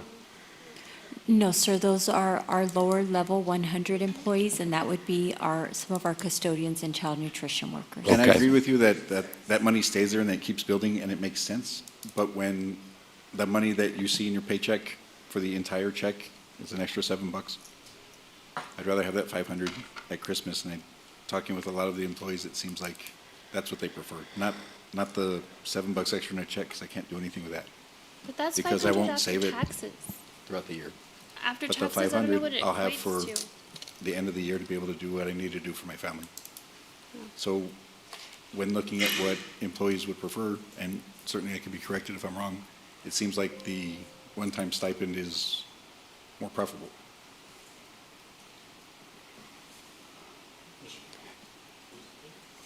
Are you asking him? Because isn't that what you were saying, was you would rather see the employees get the 1.5% Yes. because it's ongoing? Yes, because it's ongoing, and But in talking to employees, they don't necessarily see it that way. It's not what they would prefer, given the option. And you're talking about employees making $20 and less? Right, because they would see, according to the numbers that I know. Mr. Hernandez had worked up, about $7 a check. It's like $15. It's not much. It's really just deciding, am I gonna, how much more are they gonna get after taxes? If we're gonna break it down to the nickel and dimes, after taxes, how much will they get even with the 500? So And then divide that regardless, throughout they the pay year. taxes whether it's by the hour or Yeah. on the stipend. Exactly. So either way, it's deciding, am I gonna get it, am I gonna get my small increase that we are able to do this time during Christmas or during the holidays, or will I get a piece of it every month that will then be able to increase my retirement?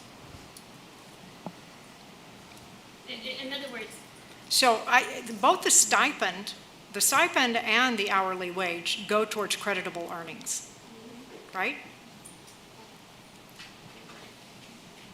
Maybe we consider this. Maybe we adopt the plan as recommended, because there's nothing to prevent the board from adding a stipend between now and November if something unexpected or unanticipated happens, like we sell another school. It's one-time money.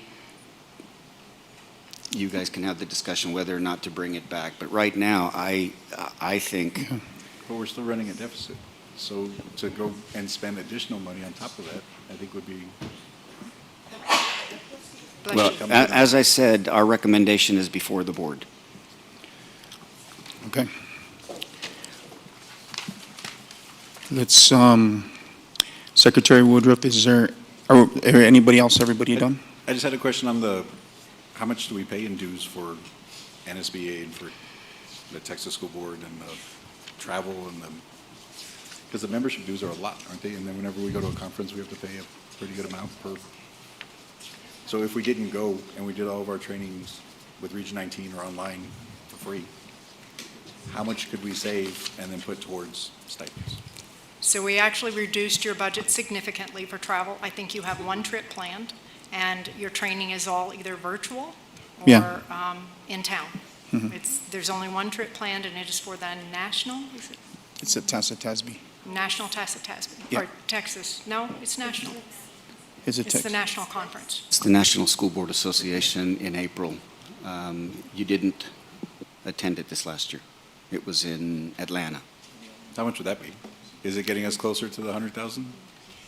No. Well, it's already taken into consideration. I've already reduced your budget by that to get to this $22.2 million recommendation. No, the trip.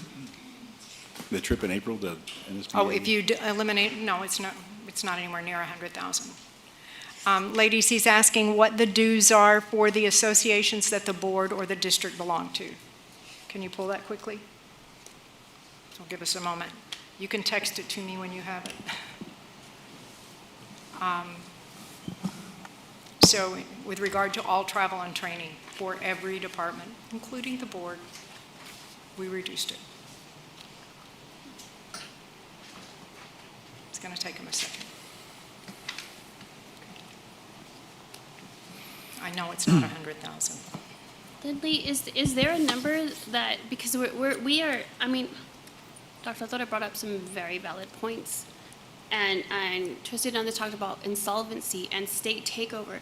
What is that magic number? Is it once we don't have any, what is it? Can you go back to the number of the fund balance? Where if we don't have a number of days in the fund balance, where are we right now with the current recommendation? The criteria that will cause a takeover are these things. You're insolvent, you declare financial exigency, you don't have fund balance at all, or you're in the negative. If you fail the first rating 2 years in a row. So our first rating until this past year has been a superior achievement every year. This year we fell to a B, next year we're falling to a C, and then next year we'll likely fail. So that will give us a one failure. One more year of it, and that is a takeover. So that's what we need to speak to tonight. Well, and I can't turn your ship in 2 years. I can't turn it in 1 for sure, not likely in 2, most likely 3, and you're going to fail in year 2 of this plan. So either way, we might fail. I really want to understand this. So yes. So again, it goes back to we make the decision of not the 100,000, not the 500,000 additional. Either way, it's a risk. It's a huge risk. The $500,000 takes us there, or the $100,000 takes us there. Either way, we're at risk of failing. That's the reality, and that's where the state has put us. So it really goes back to what are we going to do here tonight, board members? Because either way, our ship might sink. That's what I understood. Did I interpret that incorrectly? In 3 years, either way, no matter what, we adopt the budget that is being proposed tonight, we still might sink. We adopt a more a more generous budget to be able to piecemeal that everybody gets a piece of the pie that we don't have. We still might end up there. So either way, we're going to end up there. No, we're not. No. That's what I'm hearing. No, we're not. If you follow our financial stability plan and adhere to it, we will not fail. If we become reckless and cavalier about making these type of decisions, and we do it repeatedly, then shame on us. So, Ms. Lucero, I think, let me clarify, you have to fail twice. I do think we are at risk in the 3rd year of failing once, but by then we will have turned the ship. At the end of 3 years, I think we'll be back to a balanced budget. So I think you're going to see $33 million as your ending fund balance. So from 72 to 33 this year to 11 next year, right? And by the next year, maybe we hold at 11. That's my goal, is to hold at 11 and start contributing back to fund balance. You're nowhere near 60 days of coverage, but you've stopped depleting fund balance and you've now leveled your expenditures so they match your revenues again. Okay? Do we have Mr. Haggerty's information that he was see. asking for? Sorry. So we can move on? I do have an answer. 44,000. It's close. I mean, it's closer if we got rid of that. I serve at the pleasure of the Why board. would we need to go anyway? Oh, that's not the trip. Those are dues, correct, ladies? No? It's a trip. Is that the trip or the dues that you're paying? And we don't have to be members, right? Because didn't the whole state drop out of the NSBA for? 24,000 is the travel, if all the board goes. And is 44,000 the dues, memberships? 44,000 is the dues and memberships. So we're up to 68? But I don't think you can do without those dues. I mean, that's TASB, that's TASB for one. We need them for all of our policy guidance, our minute tracking, all of that comes from TASB. But So don't they you put it can't out- do without it. They put it out anyway, we can borrow it from somebody else? Yeah. Just for a year? I serve at the pleasure of the board. That is not my recommendation. This is the recommendation. Okay. And that would get us within $30,000. All right, we're going to move on. Secretary Woodruff, is there anyone signed up to speak?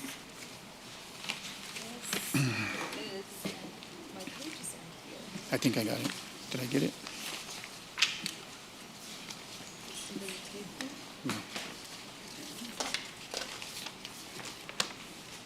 Did you take a? No, is it one of these? I'm talking about the sign-up sheet. Yeah, I didn't take it.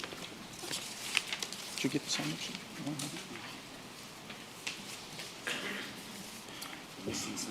Yeah. Monica, we're missing the sign-up sheet. I don't have it.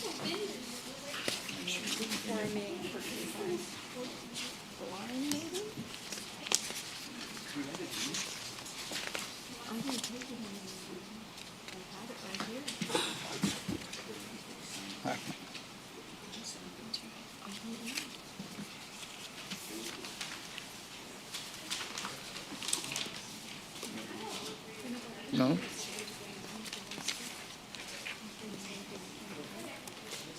don't know what happened to it. Can I?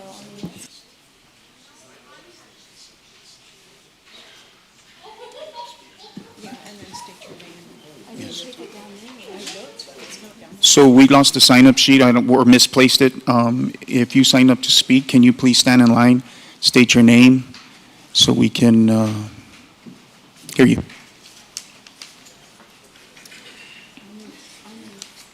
Please.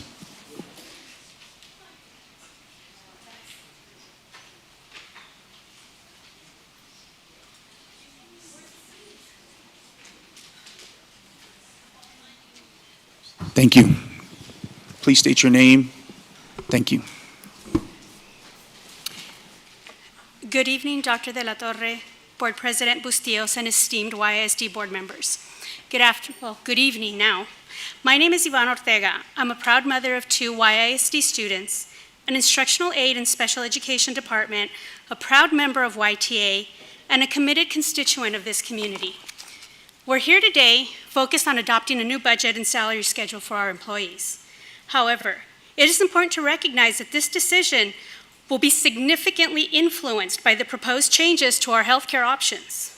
While I fully acknowledge the financial challenges the district is currently facing, I respectfully urge you to consider the disproportionate impact the changes to our healthcare options would have on our hourly employees.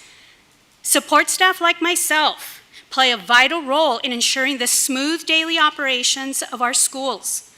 We regularly take on numerous responsibilities beyond our job descriptions to help meet the needs of our campuses and our students. Campuses would not function as effectively and efficiently without our extra duties. The proposed increase in insurance premiums, coupled with a minimal salary adjustment, effectively results in a significant pay cut for us, one that could have serious consequences for our livelihoods. Individuals who are passionate about the work they do with commitment to YISD and our students now face difficult decisions in order to provide basic health care for themselves and their families. I request consideration for a meaningful increase in compensation, 4%, for all hourly employees within the district. This adjustment would help cover changes to our healthcare options and ensure that we're able to meet our financial obligations without needing to take a second job, a summer job, be creative with side hustles, or go to the extraordinary measures of going and donating plasma to make ends meet. I respectfully ask the board to carefully evaluate all possible options and prioritize a solution that balances the district's financial needs with the well-being of its employees. We're not asking for special treatment, only for a fair and substantial approach that acknowledges and values our contributions to our schools, our students, and the realities that we face. A 1.5% increase proposed today for all hourly employees is significantly less than a $500 stipend, yes, and a stipend that can disappear. However, all contractual employees are getting their raise. All teachers are getting their raise. When you look at the numbers, someone making $13 an hour is going to get a 19-cent raise. Those of us making maybe $20 an hour, $22 an hour, we're getting a 33-cent raise. How is that going to affect our daily lives? Thank you for your time and your consideration.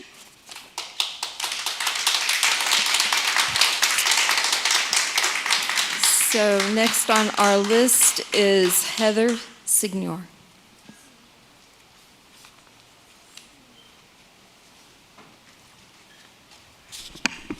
Good evening, esteemed board members, President Bustillo and Dr. De La Torre.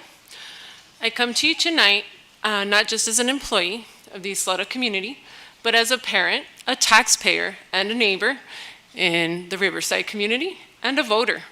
Like so many of my colleagues, I care deeply about our students and our schools, but caring should not come at the cost of being undervalued. We appreciate the HB2 funding that has supported raises for our teachers. It's a step in the right direction. But many of our hourly employees, our aides, custodians, transportation staff, cafeteria workers, and office personnel, and as I just learned, our instructional coaches, are only seeing a small portion of those funds. These roles are essential to school operations, and their compensation should reflect that. Equity means valuing all employees, not just in words, but in wages. This matters even more as we continue to lose staff due to attrition. Those who stay are asked to take on more for less, covering classes, managing behaviors, handling extra duties on top of our daily roles.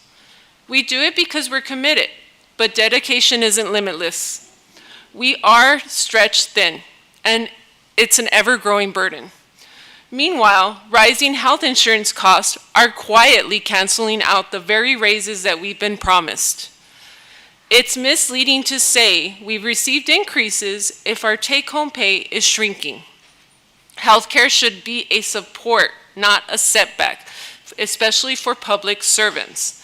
Adding to this, there's a harmful narrative suggesting employees are somehow responsible for the district's deficit.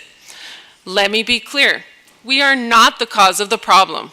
We're the ones holding the system together despite the problem. Blaming staff only deepens division in our communities, and that's not the voice of a district that values community. Yes, raises have been mentioned or given, but many were below the cost of living. Some were stipends, not permanent salary increase. That's not progress, it's a patch. Educators and support staff give their all because they believe in their students and communities, and our communities believe in us. We are not scapegoats. We are the heart of this system. We're not asking for special treatment. We're asking for fairness, for respect, for action that matches the value that we bring. We are parents, we are volunteers, we are voters, and we believe in public education. It's time that that belief is reflected in how we are treated. Thank you.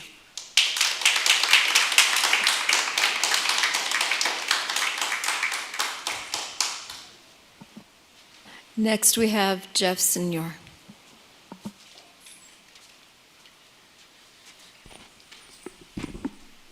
Good evening, President Bustillos, Board Trustees, and Superintendent De La Torre. The rising cost of insurance premiums is at the forefront of every employee's mind who is covered under the district's insurance plan. Quite honestly, nearly every member I've spoken with is living in fear of the unknown. The increases presented at the last budget workshop were simply unacceptable. For some employees, these hikes will completely wipe out any raise they receive, and in some cases, they'll end up worse off financially. But let me take a moment to recognize Dr. De La Torre and his team. Since that presentation, they are in talks of taking steps in the right direction, pushing for better options, holding our insurance representative accountable, and committing to bringing key stakeholders to the table. That kind of leadership matters because now more than ever, we need a plan that protects our employees while also being fiscally responsible. Now, we understand the district can't continue to fully absorb rising insurance costs like it has over the past decade, but as we move forward, the changes we make must be fair, thoughtful, and sustainable. In terms of compensation, let's imagine what it would mean for our hourly employees to receive a 4% increase in their pay. That's our hourly employees. At the same time, let's imagine our school administrators getting a little something too for all the hard work that they do. And of course, let's not forget that the financial recognition should extend to every staff member in between. It was encouraging to see our neighbors include nurses and librarians in their compensation plans alongside teachers, and that is the kind of inclusive, respectful approach we should be proud to adopt. We also understand the financial reality. The district cannot keep operating in the red, but we believe there's a way to be both responsible and respectful. A way to shrink the deficit while still showing our employees they are valued. I remember not long ago when our association did the responsible thing by only asking for a retention stipend with nothing added to the salary schedule. We've never demanded more than what's fair. And let's not forget, YISD has always gone just a little further than our neighbors. That's not something we should shy away from. That's something we should be proud of because we have the best students, we have the best staff, the best educators, the best administrators in our region. What sets us apart is our heart and our determination. Every single YISD employee contributes to the success of our students. And now more than ever, they need to be valued and they need to be respected. The 1.6 million, the additional, the 1.5% recommended, the additional stipend on top of that, $600,000. I understand hard times, but these are hard decisions, and I ask you tonight, as our board members, to have a meaningful discussion, to debate thoughtfully, because the livelihood of every YISD employee and the decisions they have to make in the near future depends on your vote tonight. Thank you very much.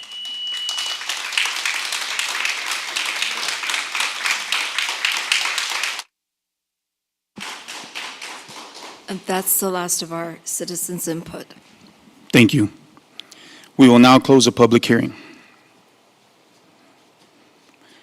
We will now move to the agenda, item 6.2, and take action to adopt the 2025-2026 official budget comparison plan. And I'd like to make a motion to approve the resolution adopted by the 2025-2026 office budget, including the general fund budget, the child nutrition, the service budget, and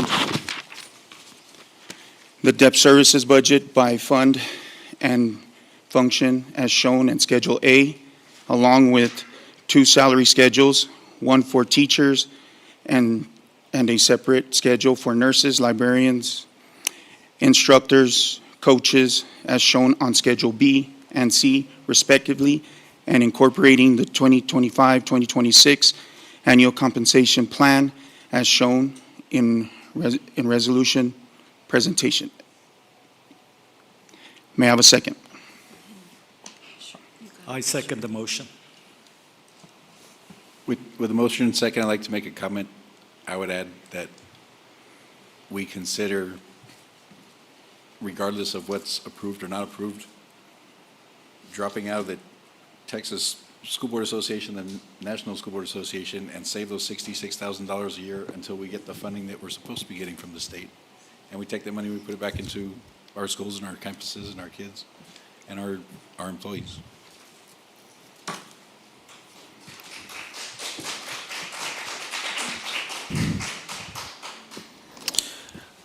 I would also like to have discussion on this motion. First, let me thank YTA President Jeff Senor for asking us to have a thoughtful debate on what we should do because of how important this is. So let's do that. I'm not clear on where everybody stands. Let me recap as best as I can. I was recommending working with the $900,000 that is being taken out of the general fund to cover the recommendation for hourly employees and other SSRAs by reallocating. Trustee Lucero would like to leave the recommendation as is, but would like to give every hourly employee, or is it $25 and less? Every hourly employee making $25 or less, a $500 stipend? I would like to see those hourly employees get something, and I think we should have a discussion about it. Okay. I guess President Bustillos, Trustee Ochoa, and Trustee Woodruff, you would like to do you would like to make the motion as recommended by staff, and then I was unclear, Mr. Dwyer, Trustee Dwyer, on. I'm going to go with the recommendation from. You can say you support one or the other, but you can't. Yeah, I was just going to say, we can't poll the board. Mr. Salvo, we Well, have a based on motion, right? the discussion that we can- had during the workshop, I'm trying to understand what everybody was advocating for. I made clear I would not support any motion that did not give any additional funds to hourly employees, especially those that are making $15 or less, and that's what this motion is doing. This motion is saying hourly employees do not, if we're going to give a stipend, then we're going to give it to those that are already making salaries, librarians, nurses, teachers, admins, principals, vice principals.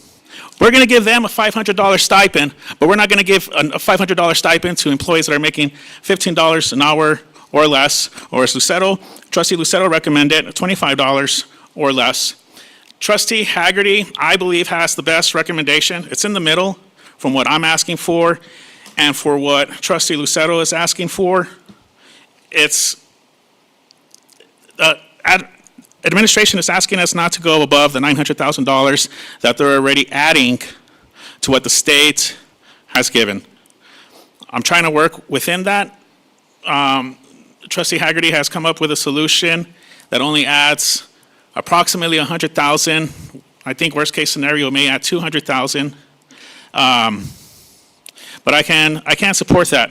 I do also want to say, I do think while we will be approving a deficit, I do think it makes a tremendous difference on the amount. I mean, let's think about our personal lives. If we took out a $10,000 loan, it is not the same to say, well, I'll just take out another $5,000 because I'm already in debt. I got to pay it anyways. No, it means you got to come up with another $5,000, and that's what we're being asked to do. I think Trustee Haggerty's recommendation finds that balance of being able to provide a stipend for those that most need it. It goes above what I asked, and thank you so much for working through that thought process of being able to find a way to include other SSRAs. And with that, I will not be voting for this. I will not be supporting the motion. And I hope that the motion fails so that we can give a stipend to those that need it most. Because if this motion is approved, that's not going to happen. Hourly employees are being ignored while those that need it less, I didn't say deserve. Y'all like to use the word deserve. Of course they deserve it. I'm saying needs. The hourly employees need it, and it is wrong to ignore that. I will not be supporting this motion. Thank you, Trustee Hernandez. Continue with the vote, or anybody else have anything to say? Yes, I believe earlier in the discussion,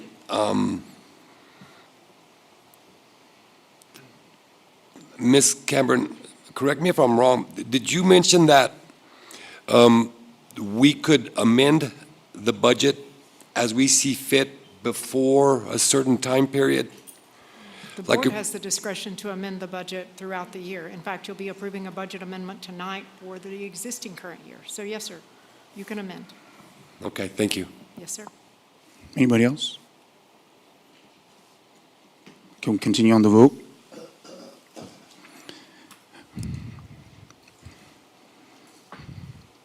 Have a second by Mr. Ochoa.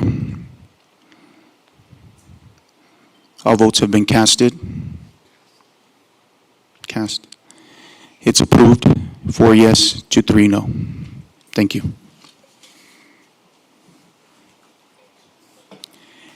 I want to ask the board if they want to take a recess at this time, or do you want to continue moving forward?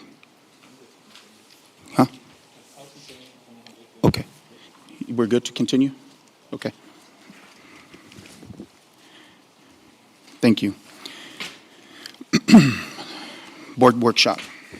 We will now discuss the agenda items listed in the posted notice of the regular meeting of the Ysleta ISD Board Trustees for June 25th, 2025, and related recommendation motions with the Superintendent Executive Cabinet, and will receive responses and questions and/or requests for additional information throughout the superintendent in the preparation for deliberation and action on said items at the June 25th, 2025 regular board meeting of trustees.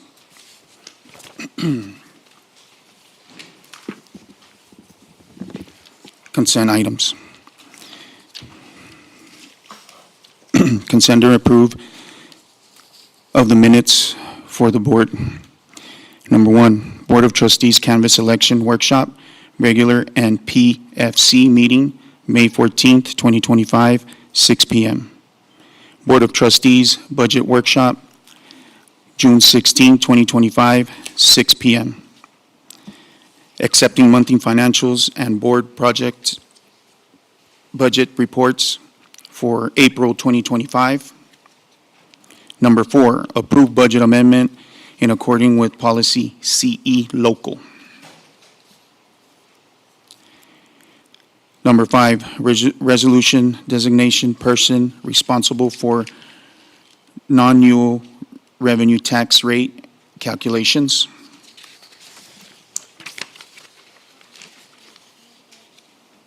Number 6, ratification of YISD contract 2025021, interlocking agreement with Region 17.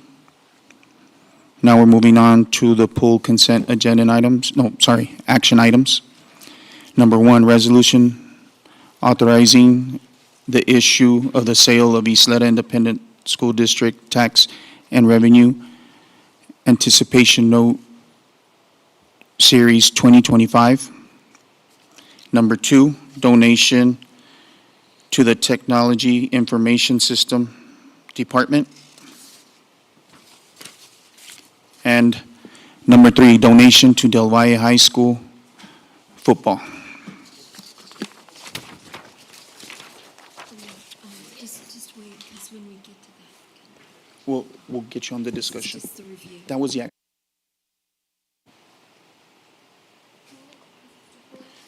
It was on the action. It was on the action. We'll have discussion then. Thank you. Okay. Now we move on to the consent.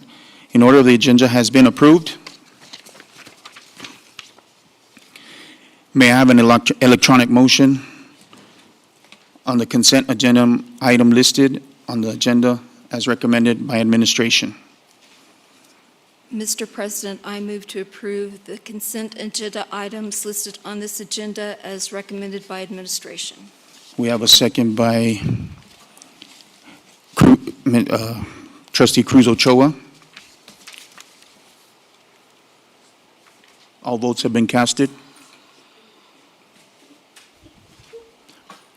Yes in favor and we have 7 in favor, and 0 no. The motion is passed.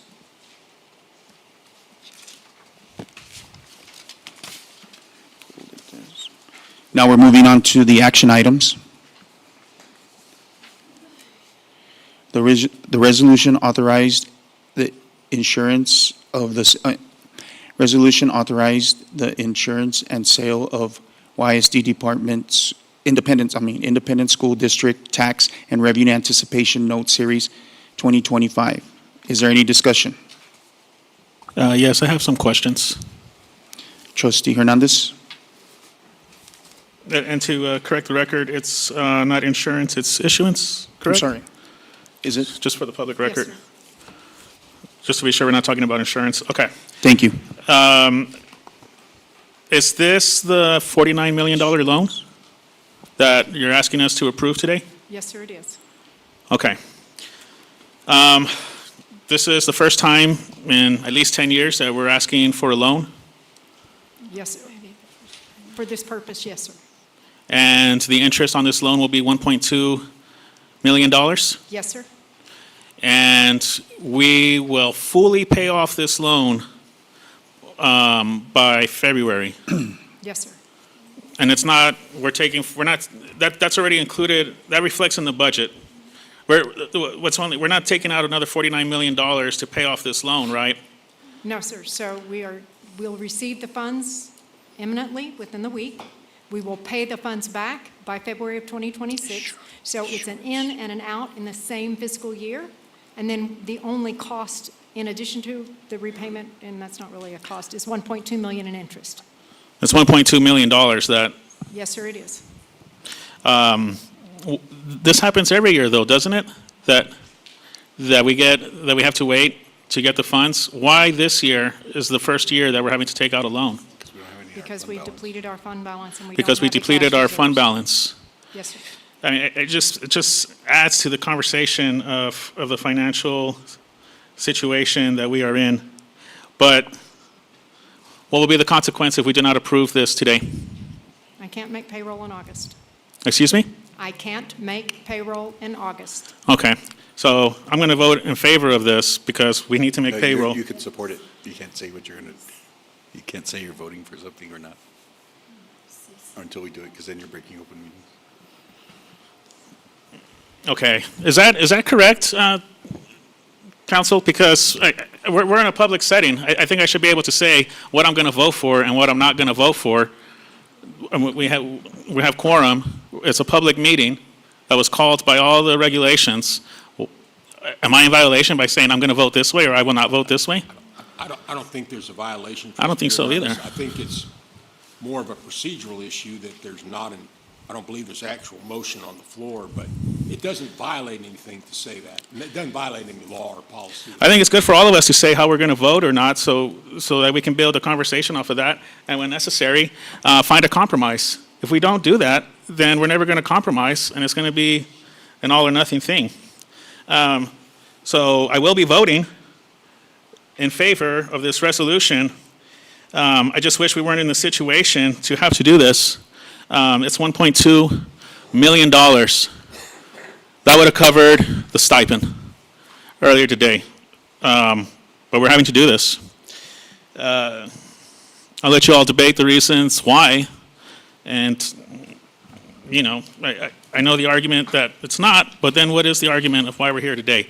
It's important so that we can make smart decisions moving forward. But I just wanted to be clear on the implications of taking out this loan, which is $1.2 million additional. Thank you. I think the reason why is that the state doesn't pay us until January, February. Is that correct? So I think Trustee Hernandez's question was, every year we don't get revenue from the state in April and August. That is true of every year. So it's not different this year. We aren't getting revenue from the state in April and August. The difference this year is that we've depleted fund balance and cash reserves. That makes sense. Thank you. Yes, sir. We have Trustee Lucero. Yes, I would like to make a motion I move to approve a resolution authorizing, the issuance, can I make the motion now? Yeah. The issuance and sale of Ysleta Independent School District Tax and Revenue Anticipation Notes, Series 2025, providing for the security and payment thereof, approving a note purchase agreement, and enacting other provisions related thereto. May I have a second? Do we have a second? Yeah, I second. You got to push move. You got to push mover. We have a second by Trustee Hernandez. Please cast your electronic votes. The results. The results are in. We have 7 in favor, 0 opposed. Thank you.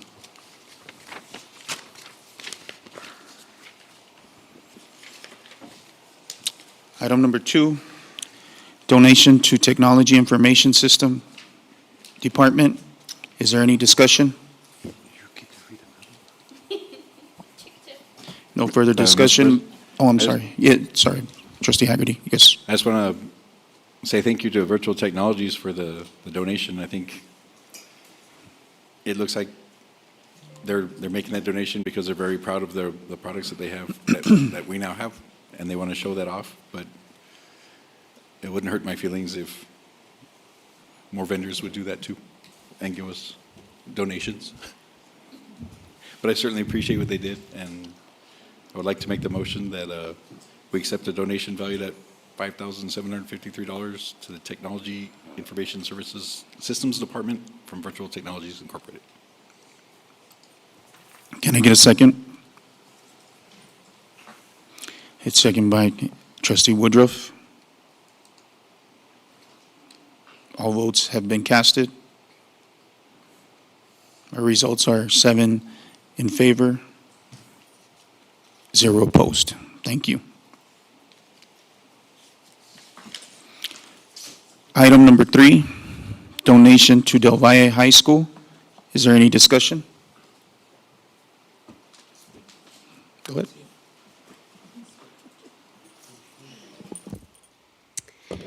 First of all, thank you. Thank you to Aloha Foods LLC for the contribution of $5,263 to the Valle school football. School football is always a fun time, and there's a lot of vendors who stay out there late at night to make sure people are fed and having a good time. So this donation is extremely valuable. So I would like to make the motion at this time. I move to accept a donation valued at $5,263 to the Valle High School football from Aloha Foods LLC. We have a second by Trustee Hernandez. All votes have been cast. We have 7 in favor and none opposed. Thank you.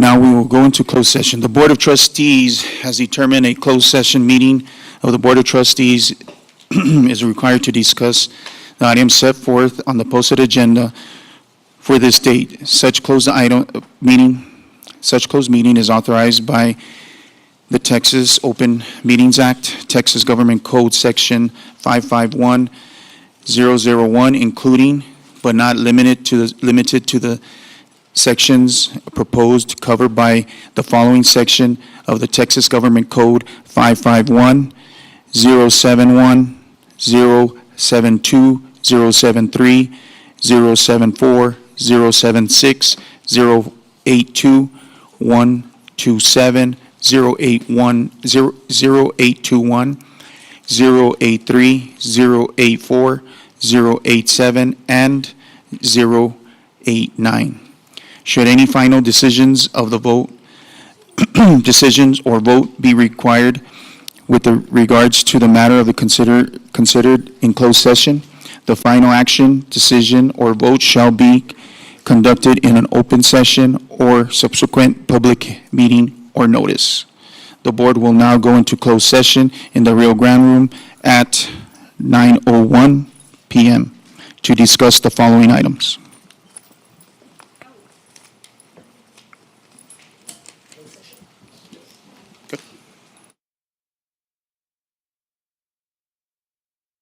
one, yeah, one discussion of, number one is discussion of district-wide intruder detection audit report finding. Number two, discussion of possible sale of property located in 1800 Winslow Drive, El Paso, Texas. Discussion of possible sale of properties located in 9009 Alameda Avenue and 939 Alameda Avenue, El Paso, Texas. That's it. Yeah, that's it.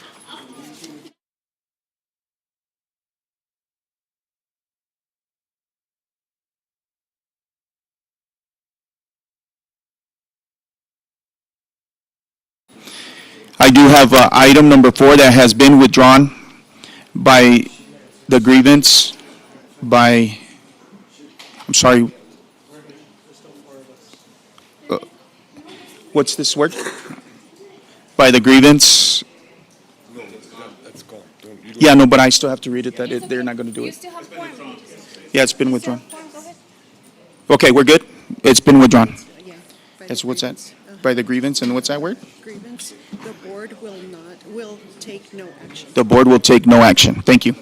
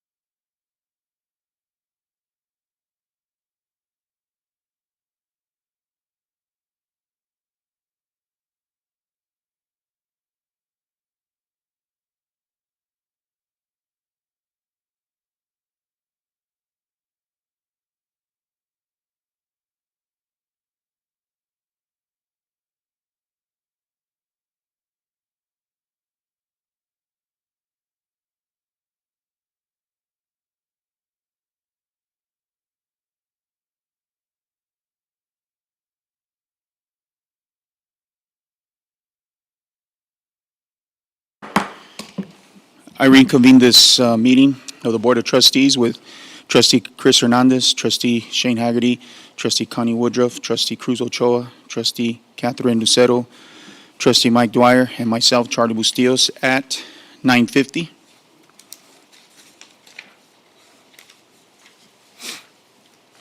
Action items after closed session. Consider approval of district-wide intruder detection audit report findings. May I have a motion?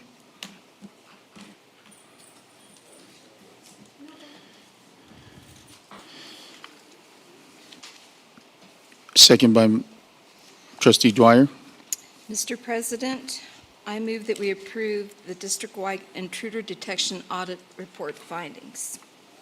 Have a second by Trustee Dwyer. All electronic votes are cast. The results are in. 7 in favor, 0 no.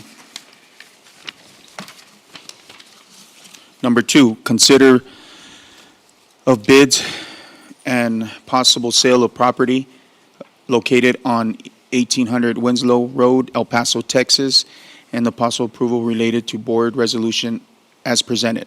May I have a motion? A motion by Trustee Hernandez. Have a second? Second by Trustee Dwyer. Yeah, thank you, Mr. President. I move to approve bids and possible sale of 2 properties located at 9009 Alameda Avenue and 9393. It's the other one. It's the other one. Thank you. I apologize. I move to approve bids and sale of, possible sale of property located at 1800 Winslow Road, El Paso, Texas, and possible approval of related board resolution as presented in closed session. Thank you. Just waiting on, all votes are been casted. We have 7 in favor, 0 opposed. Item number 3, consider a bid possible sale of 2 properties located on 909 Alameda Avenue and 9393 Alameda Avenue, El Paso, Texas, and possible approval of related board resolution as presented. May I have a motion?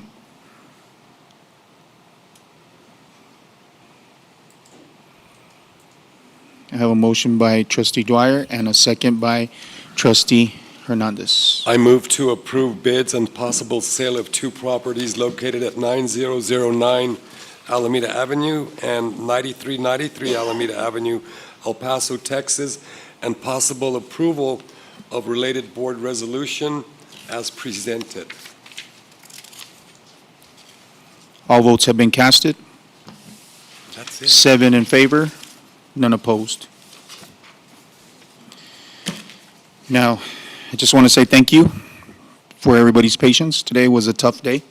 I really appreciate everybody. I know it was a long one, but thank you for all your work, great discussion, and thank you for your patience.